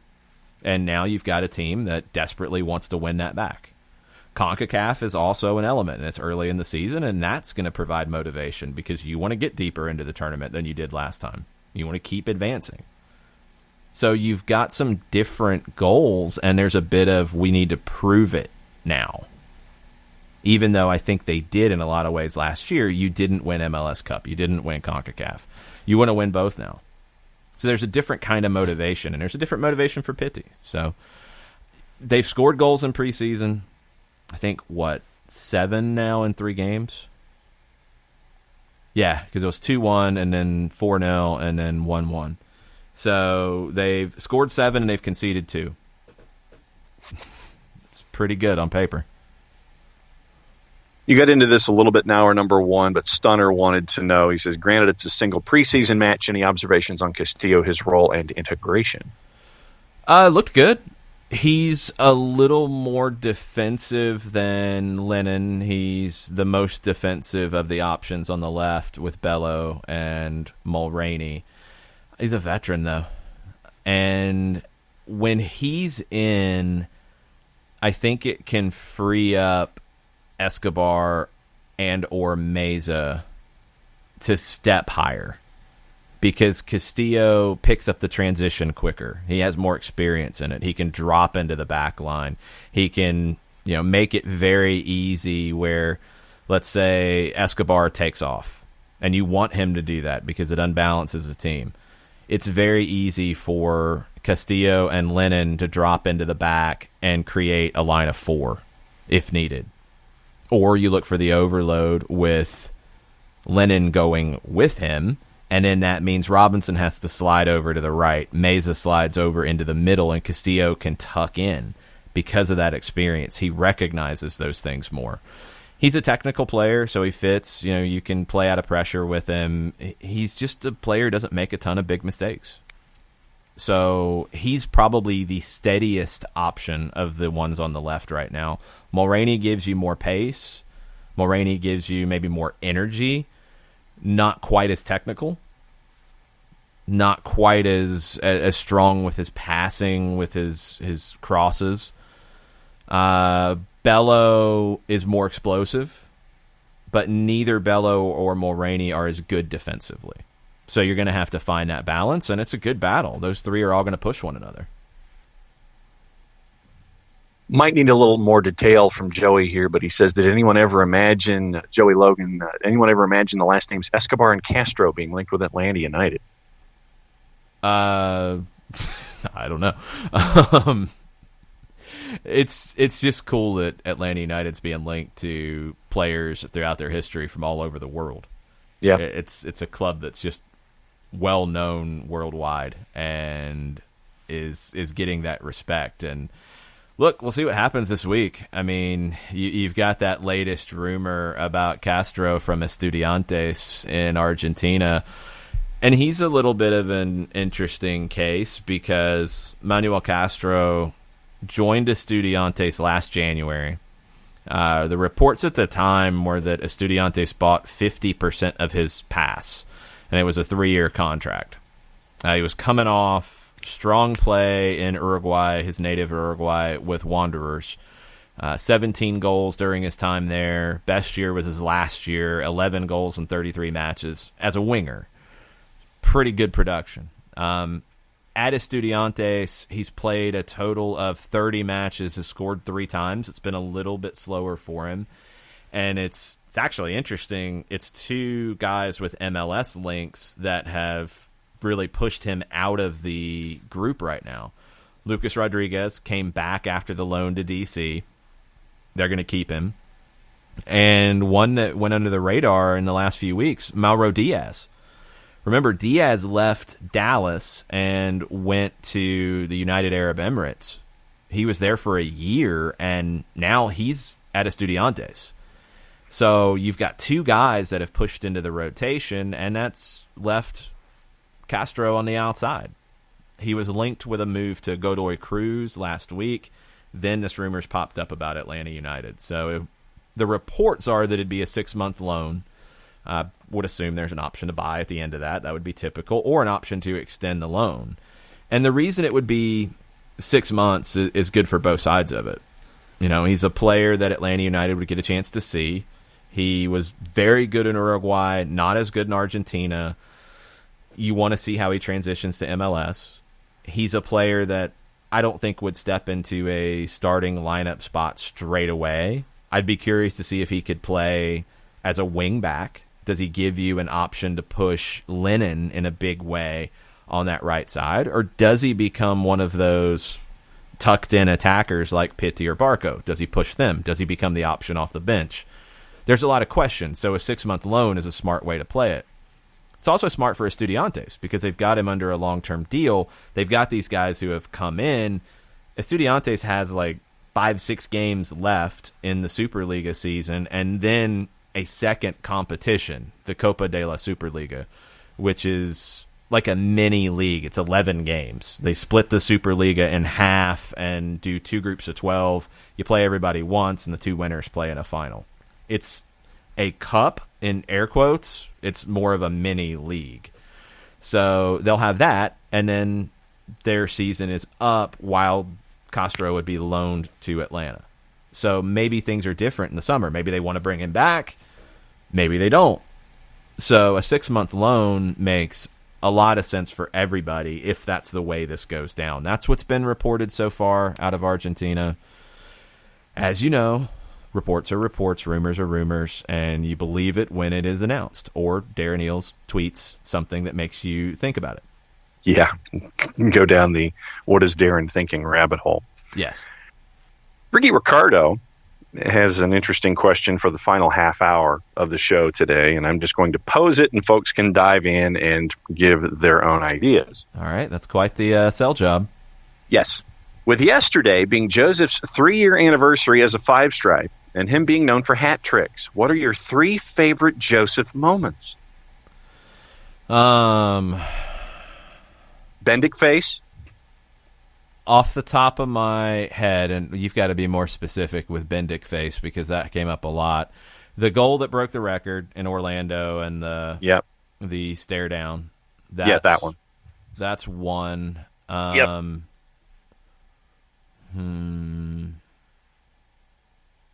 thinking of others that the goal in San Jose that won it. The goal, I think it was against Vancouver, just because of the way he elevated and almost went like straight up and then horizontal to head it with power. I believe it was Carlton who assisted on that. The one that would have been was the goal that would have won it against Red Bulls last summer.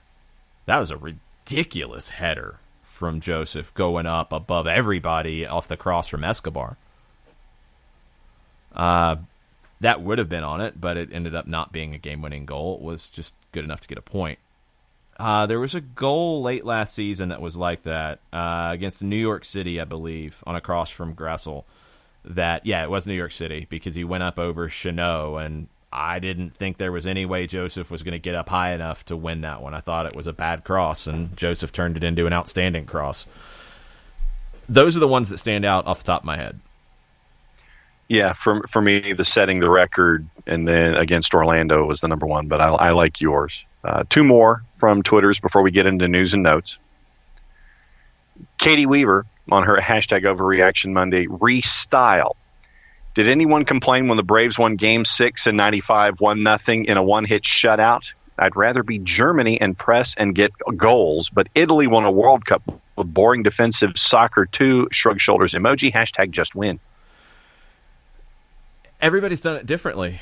I'm honestly not the biggest fan of the German all-out counter-attacking, all-out running game. I've liked players like a Ozil who comes in and gives you a creative element. I tend to lean to those players. Italy won in a fairly defensive way, but it wasn't all defense in 2006. They've been more defensive at other times. Spain won in 2010 in a different way. They were, by 2010, they were different than they were in 2008. 2008, they were possession and explosive. They got less explosive over that run of 3 straight trophies. The World Cup was a little in between. They were not quite as explosive. Some of it was down to the Fernando Torres injury, and that took an explosive element out of what they were in 2008. 2012, they in general were not, although in the final, I think it was Italy, that they just thrashed and they looked amazing. That was a run that was kind of unique. Argentina in their World Cup win in '86, it was down to one player, but also giving him the creative freedom to make everybody else better in the attack. But they had a strong defense behind that. So there's not one way to play. There's not one way to win. People have their preferences. I think baseball is a little different to compare. American football might be a better comparison where if you win, you win, and people accept that far more than maybe not playing a style that they want to play in soccer. But go back to the Ravens when they won the Super Bowl. I mean, that wasn't an attacking team. That wasn't an exciting team. It was a great defensive team. Trent Dilfer, game manager. Yeah, but that was what they did, and they won a lot of games with, 17, 20 points because their defense was so good. Ravens fans loved it because they won, but would you choose to play that way?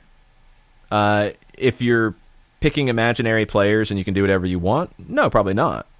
But that was the best way for them to win, and that was what was important. Soccer style becomes a bigger element to it. Basketball style is a big element too, although the game of basketball is just going through a bunch of changes right now with the three-point shot being the predominant attacking weapon. And you look at shot charts from 10 years ago to now, and it's just shocking how different it is. But style is important there. Style is the most important in soccer. And you get situations like Barcelona where, they can win, but if they're not winning enough in a certain way, some people don't like that. Some people would rather win less but play in their way. And that's happened in different countries over the years. So it's always going to be part of the conversation. I think here, for me, it's been that you don't really have an established style. And the idea of pointing back to a very short period of time and saying, that's Atlanta United style, if you don't have the players to play it, you can't play it. And I don't think you're going out just to get the players that could play that way because it's not an established style. U.S. soccer as a whole doesn't have a common identity. And there's a really good book that I recommend called Zonal Marking that just came out. And the conclusion at the end, so they went through the different tactical developments of the last few decades. And it started with the team that Frank de Boer played on at Ajax that won the Champions League in 95 and lost in the final the next year. And the Dutch style and kind of the modern interpretation of the total football of the 70s, the Clockwork Orange style, it was the modern interpretation of that. And then how, that was the predominant style, and that influenced a lot for a while in the world of soccer. And then it was Italy, and then it was Portugal with Jose Mourinho and the elements that he brought in about the way you trained, the way you studied the opposition. Not as much of a tactical style, but a coaching style. then Pep Guardiola and Barcelona, then Germany, and Pep's influence on Germany, but Germany's influence on Guardiola, Jurgen Klopp, all of that, and all these different threads. And how what's interesting about England is, in England, when you think of the way the English play, what do you think of? Route one, run, fight. It's all about the tackle. It's all about fighting. It's all about the effort. Yeah. It's not really about anything that anybody else is doing. But is that what you predominantly see in England right now? You see it in some teams, and you get some managers who say some things that I think is just ridiculous, that's what they encourage, and that's how they want to see it played. But the top teams aren't playing that way. You know, the last English manager to win the Premier League, I don't think there has been one. I think it was before the Premier League. The last team that purely played in that English way to win the Premier League, maybe Blackburn? Yeah. Maybe in 95. I guess you could probably say some of the Manchester United teams under Ferguson did, but not really, I don't think. Arsene Wenger brought the French style, and that was another element of the book, was the rise of the French. So you've got, in the last 5 years in England, you had the end of Wenger's run and the French style. You had Pep come in, bringing that kind of modified Spanish style, because his style has changed since his time in Germany and since he left Barcelona. You had Jurgen Klopp come in and bring that German style. You had Conte come in and win a title with the Italian style, kind of a little bit of a throwback Italian style with a modern twist. So you've had Mourinho win there with the Portuguese element. So the English game is being defined by others who have come into their league. And now you're starting to see an English national team that is kind of blending elements of all of it, because you're getting Gareth Southgate, who's willing to be tactically flexible. You've had players who thrived under Pochettino and his style of play. You've had players who have thrived under Guardiola, guys who have thrived under Klopp. So you're bringing all that to the national team, and you're kind of creating a melting pot. That's a term that I've heard a lot to describe a country that sitting in right now. Yeah. And in MLS right now, you've got a lot of different things that are starting to come to the fore, because you're getting more style. You're getting more stylistic questions. You know, you've had what's happened at NYC with Dome Tarrant coming on and bringing some of that Spanish style. And you had Patrick Vieira bring some of that French style before that. You've got Frank de Boer here bringing some of that Dutch and Spanish element to it. You've got Diego Alonso coming in, bringing the South American style, along with Matias Almeida. You've got a really interesting set of clubs that have identities. Peter Vermes has created an identity at Sporting Kansas City. You've got clubs with identities. You've got players coming up through those clubs that have an identity, that have an idea of how they want their players to play. They're going to start funneling into national teams. You have the potential with a national team to create a melting pot and create something really interesting. England has done this. Can the U.S. do it? They're going to have to be more flexible to do it. And that's back to my biggest concern about Berhalter, is that he's approaching it like a club would in terms of crafting a style and an identity, when you don't get to do that at the national team. You have to blend more than you get to craft. And I hope that that transition takes effect, because all of these developments in MLS and all these style questions and all these different clubs that are creating styles and philosophies and producing players that fit them can benefit the national team. England has benefited from it in a huge way. And I hope that the U.S. can. Looked pretty good this weekend. It's a 1-0 win on the men's side. It's not a full international. Costa Rica was not at full strength, but your young players played well. Young players stood out. Ulianes with the goal. Jesus Ferreira was a player that got a lot of praise in this match. Reggie Cannon was a player that got a lot of praise in this match. So, hey, you feel good about the national team. I hope that can continue, and I hope all these developments in MLS can continue to benefit it. But they won't if the national team has a rigid way of playing, because then you're not taking the best players from the country. You're taking players that fit that rigid idea of playing when, look, the U.S. doesn't have a rigid way of playing. Greg Berhalter might, but that doesn't mean that's the best for the United States. And I think the U.S., like England, is in a position where it can benefit from being that melting pot in their league and in the way the game develops here. I think they can benefit from it even more than England could because of the nature of the country. And I hope that they do. And maybe this is a step in the right direction. We'll find out with more competitive games coming, but it's a good win. Take it and move on. And to answer your question, Kenny Dalglish was the manager of Blackburn, and Dalglish is of Scottish heritage.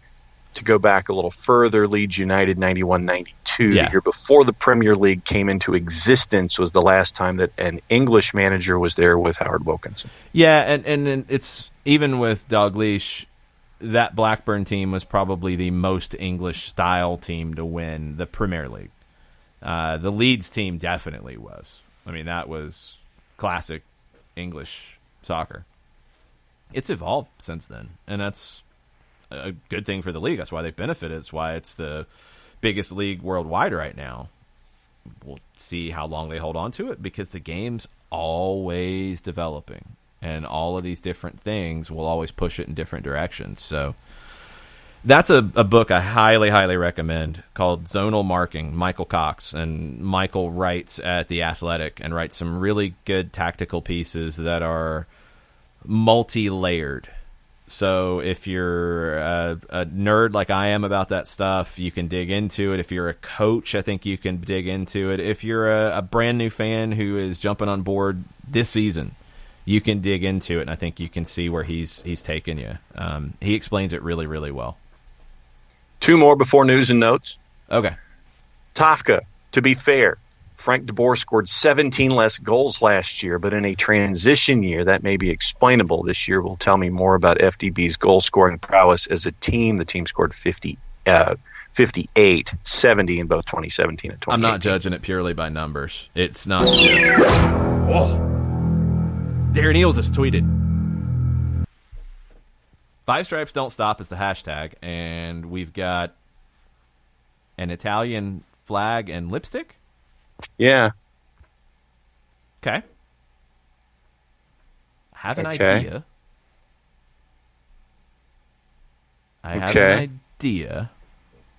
Okay. But I don't know. Okay, so Darren Eels' cryptic tweet alert. Yes. I'm sure there will be people trying to figure this one out. We'll hang out, because I would assume that if Darren tweeted at like 10:50, an announcement at 11 is not out of the realm of possibility. Yeah. So we'll hang tight, and we will see what happens here. Another, maybe it's a little bit different one. I'm going to go with this one. Felipe Cardenas just posted at The Athletic an interview with Arthur Blank. The tweet is, Arthur Blank had a lot to say about Atlanta United's impact on MLS, the ongoing CBA negotiations, and his message to the next generation of MLS owners. And this is something that a lot of people said coming out of the All-Star game here in 2018, where Arthur spoke to the owners. So I think he organized a dinner for everybody and spoke to the group, and he talked about commitment, and not just financial commitment, but commitment. And the quote that Felipe put in the tweet is, They have to be willing to make investments and not put limits on the upside. So that is from an interview with Arthur Blank over at The Athletic. We will dig into that tomorrow. We'll see if Felipe's available to hang out with us and talk about it. But we'll dig into the details of that tomorrow. Go to The Athletic and read it. And if you're not a subscriber of The Athletic, this is the type of stuff that will make you subscribe. There's been a lot of specials out there. If you do a little bit of searching, you can get in at a good price. I think there's a free trial. Highly recommended. And like in the last 20 minutes, we've talked about 2 writers from The Athletic that are must-read, along with so many more that cover the league, across the league. And there's so many different elements that you need to dig into. So go subscribe, go read it if you can. We will dig deeper into that tomorrow. But good to get Arthur's thoughts on it. Always good to hear from Arthur. And look, he's a straight shooter. He's going to tell you what he thinks, and he's going to tell the other owners what he thinks. I don't think this is something that he hasn't said to them before. So good to see that CBA has been extended through February 7th. That announcement gave me the impression that you're pretty close to a deal. Yeah. You know, it wasn't even an open-ended, like, we're going to keep working together to get to a deal. You know, we're going to work in good faith. It wasn't anything like that. It was specifically moving to the 7th. Makes you feel pretty good about it. Want to see the deal get done and want to see what it is and what it ends up being, because the players, according to most, are fighting more for the way they're treated than just straight up more money. It's more free agency. It's the charter flight situation. It's opening up the allocation money to a broader range of players, things like that, as opposed to just give us more money. And one of the breakdowns of that, and I completely agree with it, and it goes back to what Arthur's saying here, the market of professional soccer is going to force owners to spend more money, period. Mm-hmm. Salaries are going to go up. You're going to have to spend more on transfers. You're going to be able to bring in more on transfers. If you want to be bigger than Mexico, you're going to have to spend like the top Mexican teams do. You're already spending like a lot of the league does. And your top teams are spending close. But they get kind of limited in how much they can spend, like a Monterrey, like a Club America, like a Tigres.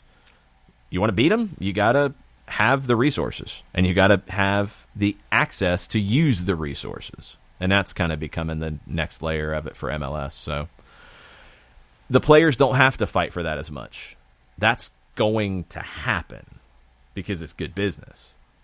The players are fighting for specific things, which is, I think, a very smart strategy. I think it's going to serve them well, and I think it's also going to keep the negotiations a little less contentious, because these are all things that should be happening anyway, and it's just time to start pushing. We've had plenty of detectives get straight to work this morning. Yeah, this is exactly what I thought. I mean, everybody's on board with it.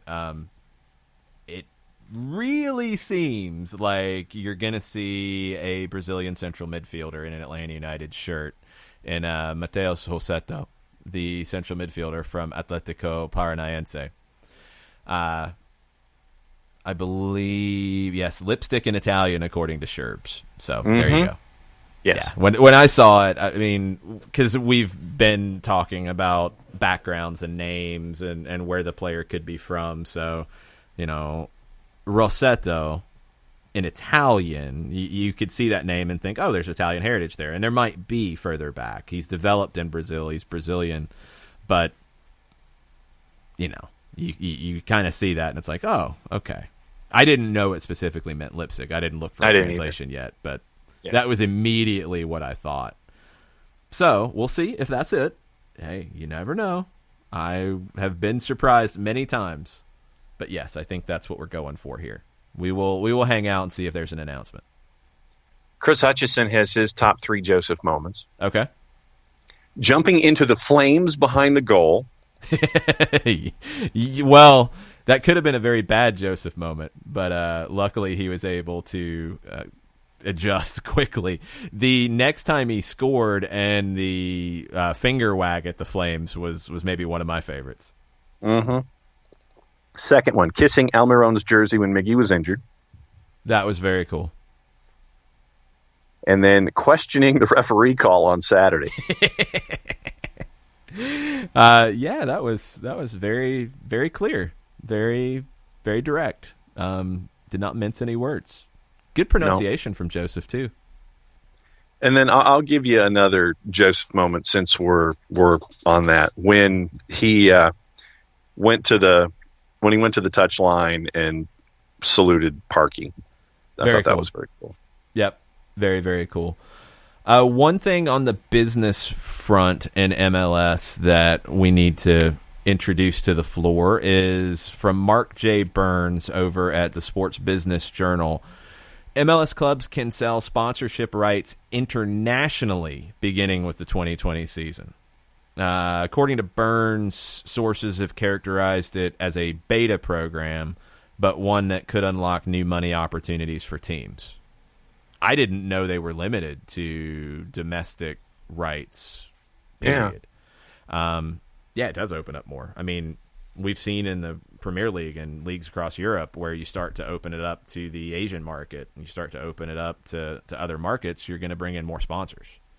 So opening up more people who can give you money, I think, is another good thing, and it's going to push those numbers up higher. I mean, you think of all of the casinos and all of the online and offshore betting that you see on the front of kits, and all of the tie-ins that, say, a team like Cardiff has with their ownership group to Thailand, and you just see visit Thailand, visit Malaysia, all those kinds of things where you're sitting there and it's right across the front of the kit and all around the signage of the building and all those kinds of things, and what the relationships that Atlanta United has already been developing. This definitely, I would say, puts them at the forefront of these kinds of relationships for MLS. Well, I think your Los Angeles teams are obviously going to benefit from it. Your New York teams, your big cities that are known internationally are going to benefit. Miami could obviously benefit from this. Chicago potentially could benefit from it. And then I think it trickles down. I mean, if these games are available worldwide, like look at a club like Vancouver that's talked about the Asian market specifically, would make a ton of sense for them. And you might not think of that directly, but Vancouver has a huge Asian influence. Yeah, I mean, you think of the Pacific Northwest in general with what the Seattle Mariners did when they had the Nintendo folks purchase the ownership group, and they were a part of that. So that whole Pacific Northwest opens it up to the Asian and Pan-Pacific market, and so there are opportunities that can be taken full advantage of if you're... Boom! And it's done. Mateus Rossetto, central midfielder from Atlético Paranaense, is a member of Atlanta United. So, press release has been issued, and I am clicking, and it is loading. And the quote from Carlos Bocanegra: Mateus is a technically gifted midfielder who gets around the field well. He fits our club profile, having already played in 70-plus league matches at only 23 years old, along with international experience in Copa Libertadores and Copa Sudamericana. We're pleased to add him to the team and look forward to him strengthening our midfield immediately. So, more background on Rossetto. He's played in preseason matches recently against Boca and Racing as Paranaenses, preparing for 2020. I think the State League is what comes up first for them. He was linked with a move to Gremio last summer. He was also linked with a move to Gremio in December. He played 60 matches in 2017 in all competitions, 41 as a starter, including Copa Libertadores matches. He led the team in assists in 2017. When the club shifted to 3 center backs under Fernando Diniz as a manager in 2018, his playing time dropped. It went to 28 matches, 20 starts. He moved out to the right side, not as a central midfielder there. 2017-2018, he drew some interest from Inter in Italy, the Gremio interest we've talked about. According to articles in Brazil, 113 matches with Paranaense as a whole in all competitions since he made his pro debut in 2016. 9 goals scored, a lot of assists, described as a good passer, quick with the ball, quick decisions on the ball, good first touch. He's got a very good long-range shot, and he can score and assist on set pieces. Good free kick taker. So this is a player that fits the Atlanta United profile, a player that you're probably getting at a good price, a player with a lot of experience, so he can come in and contribute quickly, you would feel, but a player who has upside based off recent developments at his club.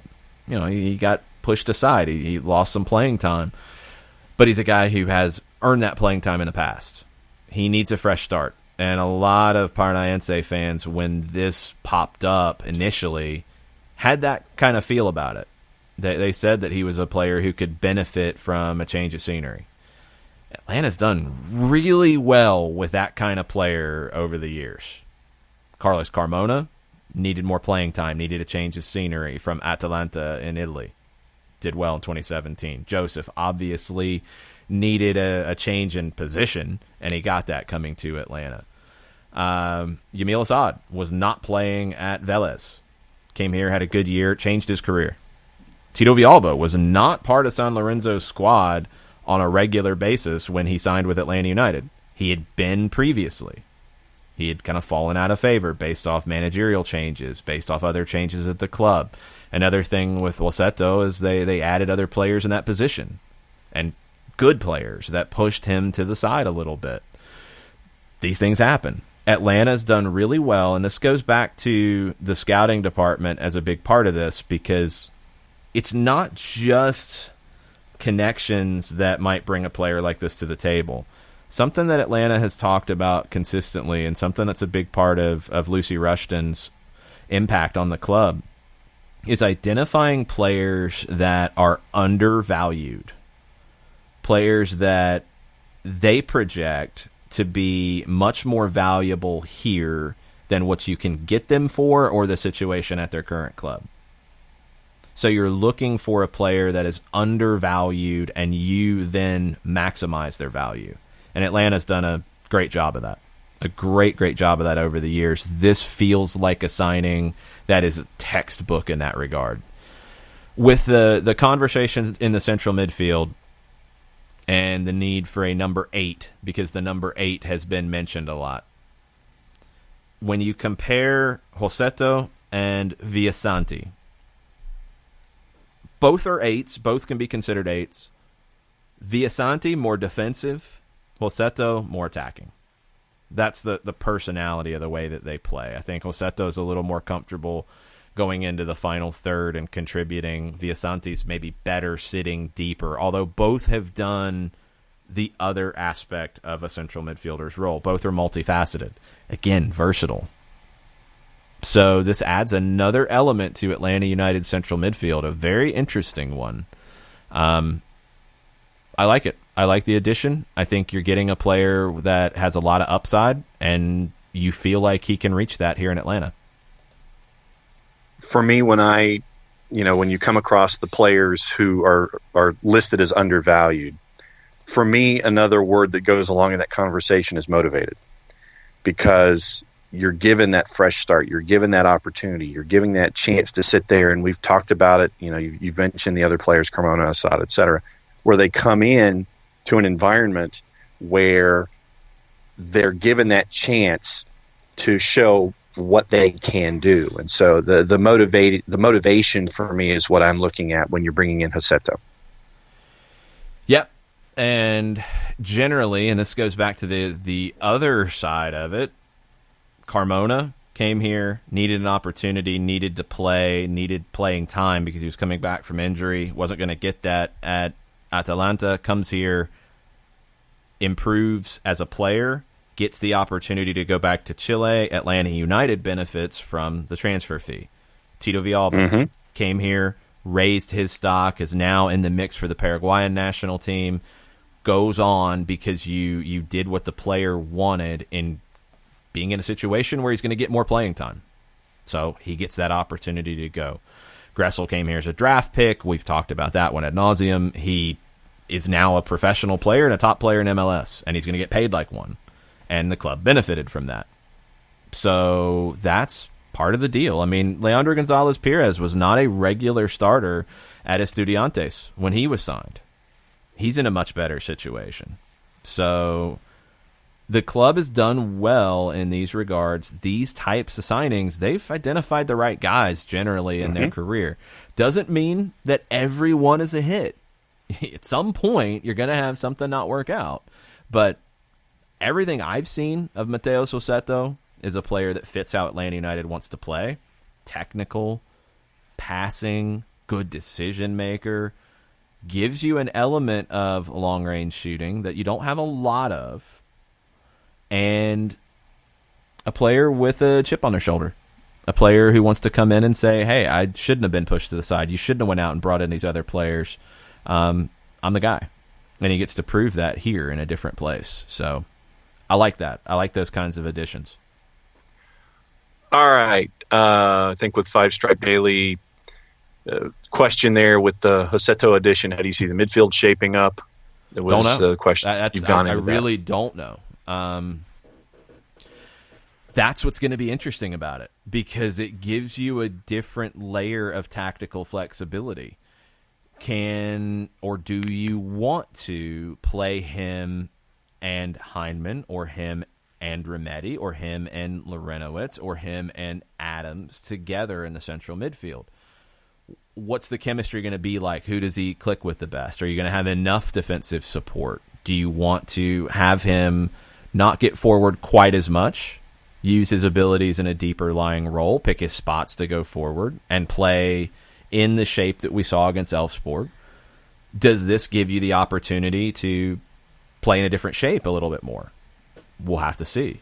I really don't know what the midfield shapes up like right now, because a lot of it is going to come down to chemistry. And it might not be one shape. It really, truly might not be. It might be a situation where Rossetto's the hot hand, he's going to play, and it's who pairs with him the best. Okay, he hits a dip in form, he's going to sit for a minute, and then Remedi gets an opportunity. And then he might keep that spot. He might not keep that spot.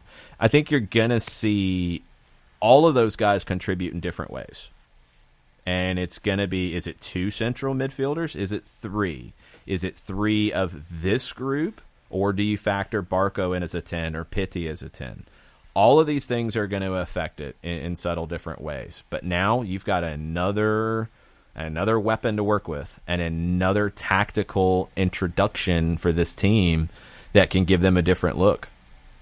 I'm excited.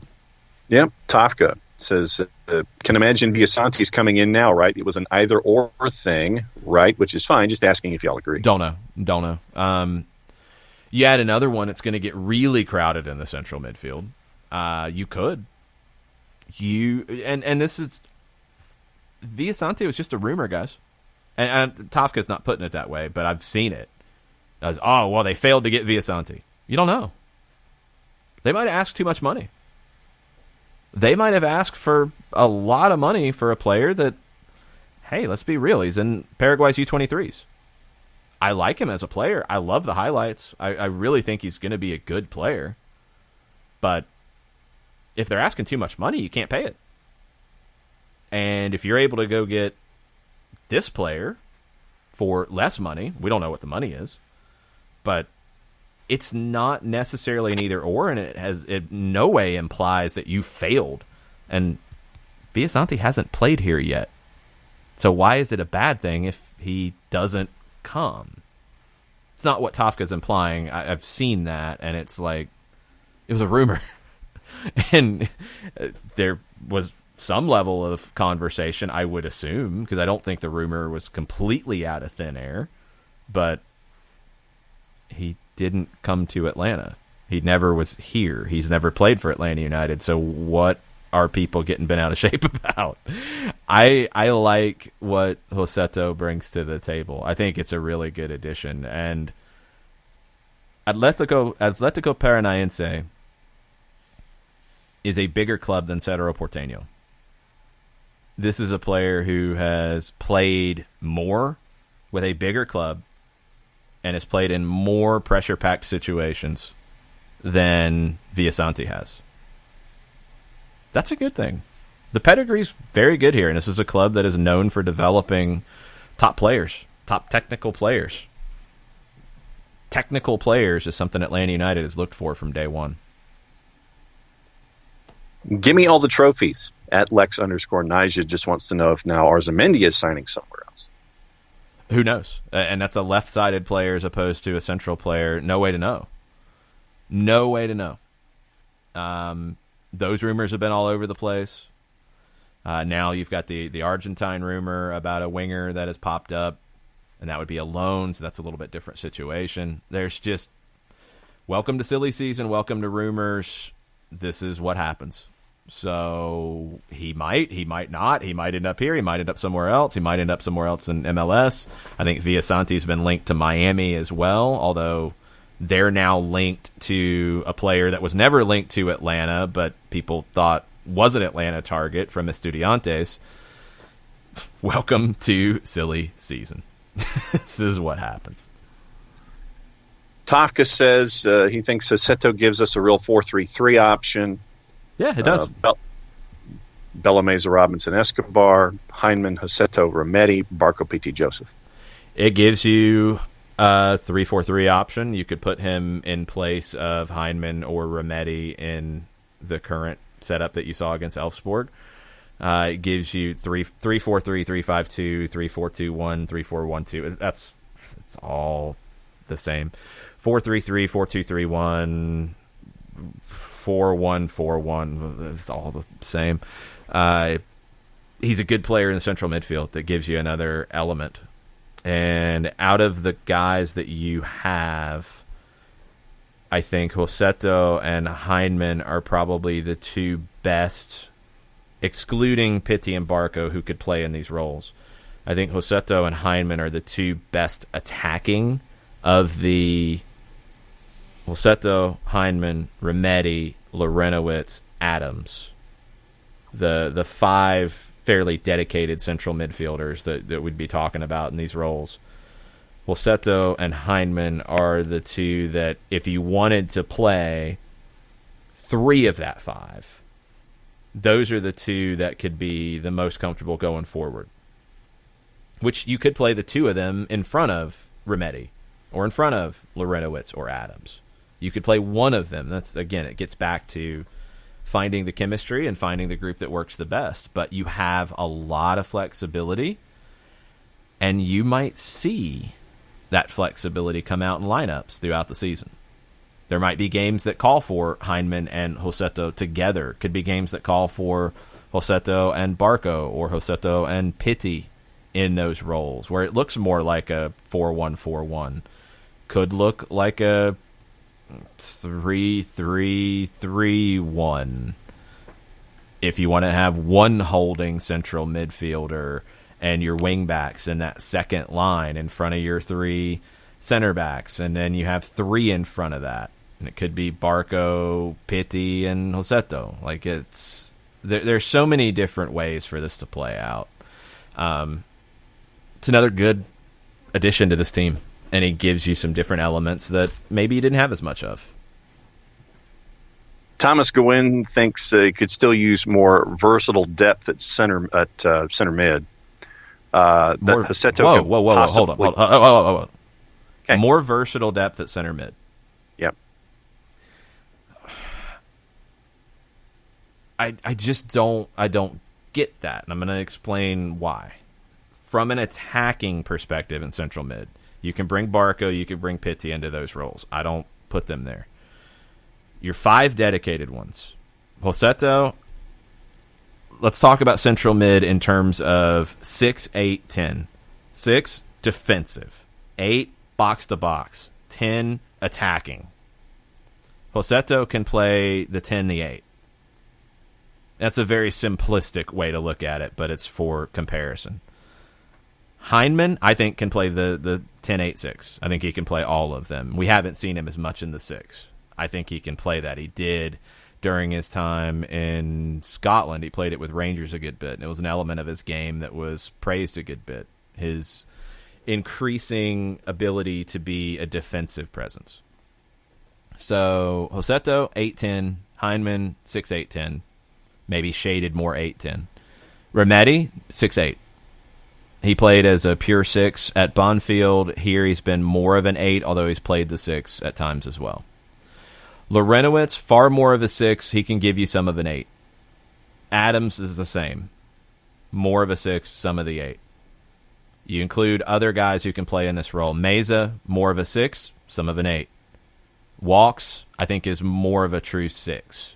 I don't think he's going to be able to play box-to-box as much. Who else am I thinking who could play in the central midfield? I think that's it. I think those are the guys who you would see in those roles. That's a lot. You've got a lot of cover as the defensive midfield. You've got a lot of 8s. And you've got 4 good options as 10s with Rossetto, Heinemann, Barco, Pitti. I don't know if you can get much more versatile, to be honest. I think you're good. Thomas. You could always add another, but I think you're versatile. Yeah, Thomas continues. He said that Rossetto can play possibly on the right is nice. He'd still like another center back or center defensive mid type for depth there, but I guess Walks and Larry are plenty to start the season, but I worry if we start to get a couple of injuries. Center mid, I think you've got plenty of depth. And look, you're going to have injuries. They're going to happen. This is where you get back to, all right, how are you going to recruit guys? You going to be able to recruit a starting level center back right now? I wouldn't come. Why would you? You've got Meza, you've got Robinson, you've got Escobar if they play 3. You've got Lorenowitz, who has shown he's absolutely 100% comfortable in there. You've got Walks, who can play in there. You've got a lot of center back options. You've got George Campbell, who is developing. So if you're a starting level center back, why would you come here and not be a starter? And the team's not looking, I think, at anybody to replace Robinson, Meza, Escobar as your 3 in a line of 3. So it sounds great to say like you want to get another guy here who can play in case somebody gets injured, but you can't actually go out and get an established player in that role. You're either going to go get a veteran who wants to be part of a top team and a winning team and is comfortable with not playing as much, or you're going to get a young and developing player who has to earn that time and knows that that's part of the gig. It's tough. You don't have an unlimited bucket of money to be able to do, a true like 2 deep everywhere 22 players in a Premier League squad where they can just spend and say, oh, well, we can't guarantee as much playing time, but we can pay you better than anybody else in the world. Here you go. You can't do that. So you have to pick and choose. Could you add another center back? I think far more of a need there than central mid. The rumor on the wing is interesting in Castro from Estudiantes because that's something that you don't have as much of with Villalba going to Paraguay. You don't have as much of an attacking impact player off the bench. If you can find that, and if he's that guy, and it's a loan, that's a good way to structure it because you have a player who comes in hungry and knows that I don't think he's going to displace Barco or Pitti from the starting lineup. I really think that's not going to happen on a regular basis. But he's got the potential to get opportunities off the bench when an attacking spark is needed. So you have to think about the recruitment angle of it. It's great to just add a whole bunch of really good players, but it becomes harder to add them if there's not playing time. You can ask Villalba about that.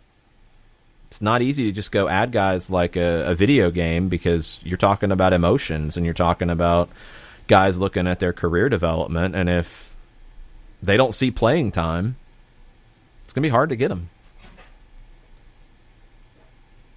Felipe has been answering questions after the article on Arthur Blank was posted on the signing of Rossetto. And here's Felipe's early take, and I know that we're going to try to hopefully have him on next day or so. He says, Rossetto isn't the club's replacement for Nagbe.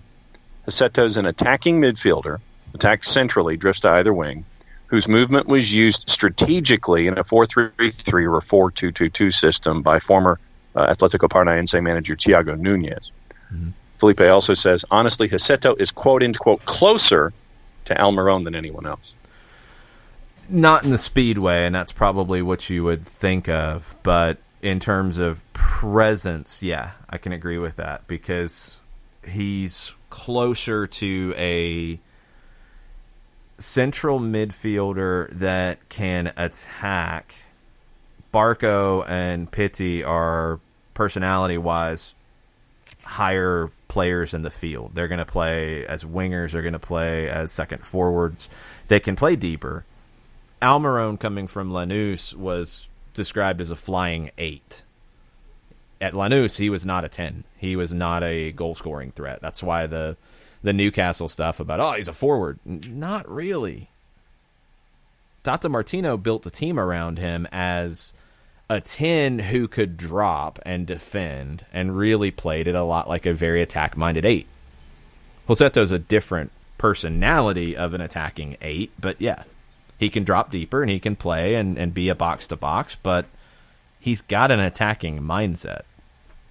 So I think when you see that, it's not the speed that is giving you that impression. It's more of the personality of being an attack-minded player. Almiron liked to make those runs using his speed going forward.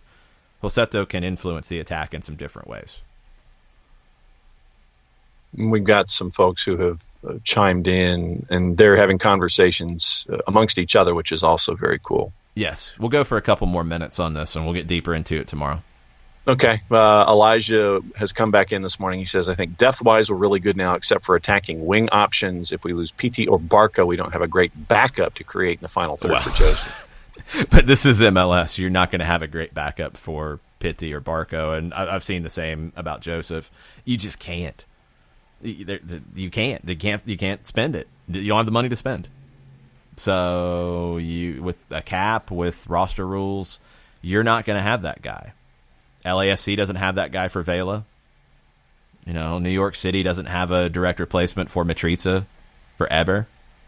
It's just, it is what it is. That's why if you see the situation that played out with Miguel Almiron and Pity Martinez coming in, that's the preparation that goes into making the sales side of it. If the interest in Barco, for example, is legit and people are talking about big money, well, then you kind of know what you can go out and spend, and you can start maybe having preliminary discussions about guys. That's what happens. Like, clubs talk. You build up relationships, and you're going to look to replace him as quick as possible because you just can't have that replacement in-house in MLS. You just can't stash that guy on a backup role. It's very, very difficult to do money-wise.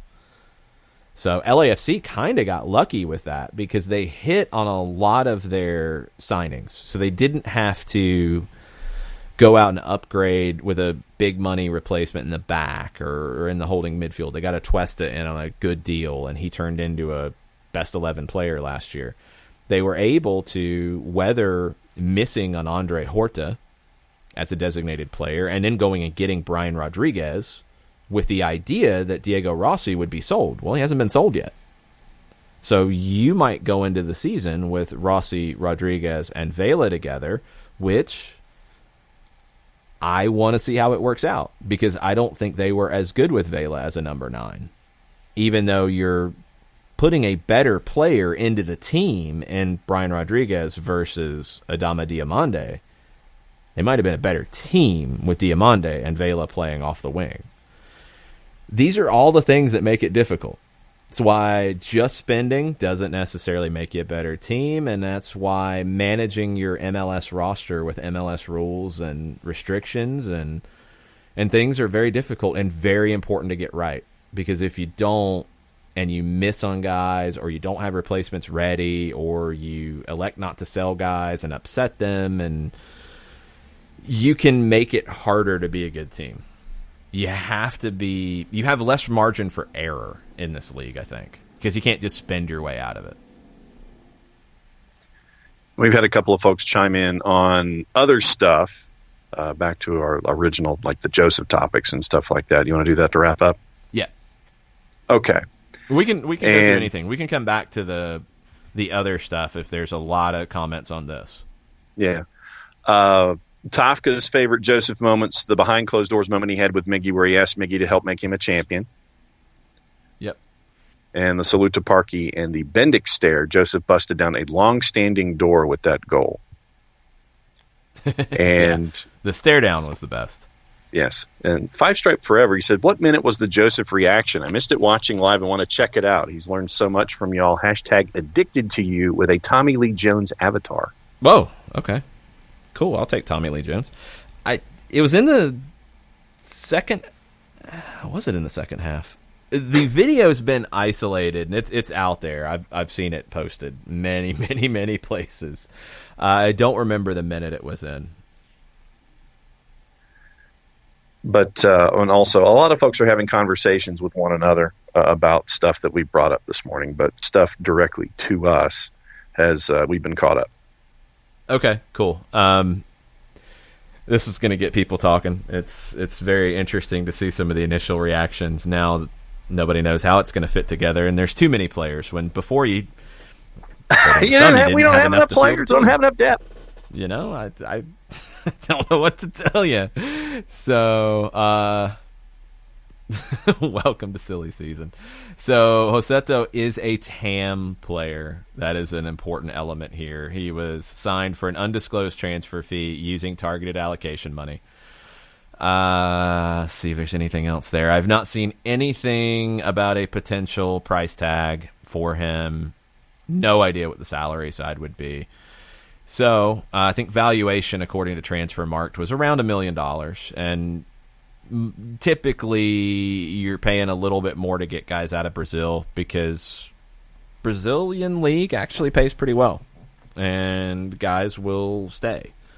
So don't know what the salary is, don't know what the price tag could be. We'll see if any reporting comes out of Brazil, but have not seen anything about that. It is TAM, so you know that from a cap hit perspective, you are over, according to last year's numbers, $530,000 for a cap hit, which is the salary plus the acquisition cost spread over the length of the deal, and under $1.53 million. So you know that it's somewhere in that range. Trying to see. So actually don't know the length of his contract. So the release from Atlanta doesn't say anything about a new contract. So we don't know how many years he has on it. So you don't know, whatever the transfer fee is, how long it's being spread when you're thinking about these things. But you know that Atlanta had over $1.5 million in targeted allocation money to spend. So his cap hit can't be above 1.53. That's the important element here. You can have all that money to spend, but to be a TAM player, there's a max threshold on it. Like, he couldn't be a $5 million player, and just because you have a lot of allocation money, you can buy that down to a TAM guy. No, that's not how it works. His cap hit can't be above that max threshold of 1.53. Now, you have the money to buy that all the way down to whatever the minimum is, which I think is $150,000 for a cap hit. You've got that if you want to spend it all here. You don't have to. You can spread it around. You could bring this down to whatever you need to bring it down to be cap compliant, and then you could add somebody else if you wanted to. That's another TAM guy, because I think you'll still have TAM to spend. So that's guessing, that's speculation, that's trying to figure out things that are invisible. Is that a fair way to put it? Invisible math, yes. Invisible math is hard. Yes, it is. Visible math can be hard sometimes. Invisible math is worse. Well, yes, it's definitely worse. Couple other things real quick before we go. U.S. women are into the semifinals. They'll be basically in a one-game playoff to go to the Olympics. 8-0 win Friday night over Panama. Lindsey Horan with the hat trick. Lynn Williams, Rose Lavelle, Jess McDonald, Kristen Press, Tobin Heath, all with goals. And a much better crowd, too, in Houston, over 14,000. Lynn Williams has been great, and I think she's maybe boosted her stock more than anybody else so far in these first two games. Love it. The Anthony Robinson saga was nuts, and we'll talk about it on Soccer Over There tonight. was in Milan, did the physical. According to Wigan, there was something that required further medical tests that they couldn't get done in time before the transfer window deadline. There were reports out of Italy that Wigan wanted more money at the last minute. I don't know if that's true. Wigan says it's something about the medical, and they couldn't get it done in time. It's crazy, whatever it is. So we'll get into that on Soccer Over There tonight from 6 to 8, live from the Brewhouse Cafe. You can come hang out with us there, grab a mic, talk about your team, talk about your league. We'll talk some about Mateus Rossetto, talk about the Brazilian League a little bit in light of that. Former Atlanta United player Chris McCann has signed a new deal until the end of the season with an option to extend a further year, and he's at Oldham Athletic. So went in on a short-term deal in October. I think they had some injuries and were able to bring him in after he had left D.C. and had some time off. Played 13 times, earned an extended deal. So good for Chris McCann getting that time at Oldham. Luciano Acosta scored a beautiful free kick over the weekend for Atlas. 1-1 with Leandro Gonzalez Perez's Xolos, and that was a match behind closed doors because Atlas fans used that chant in their home opener. Had to play behind closed doors. Good for Mexico doing that. I like it. Yep.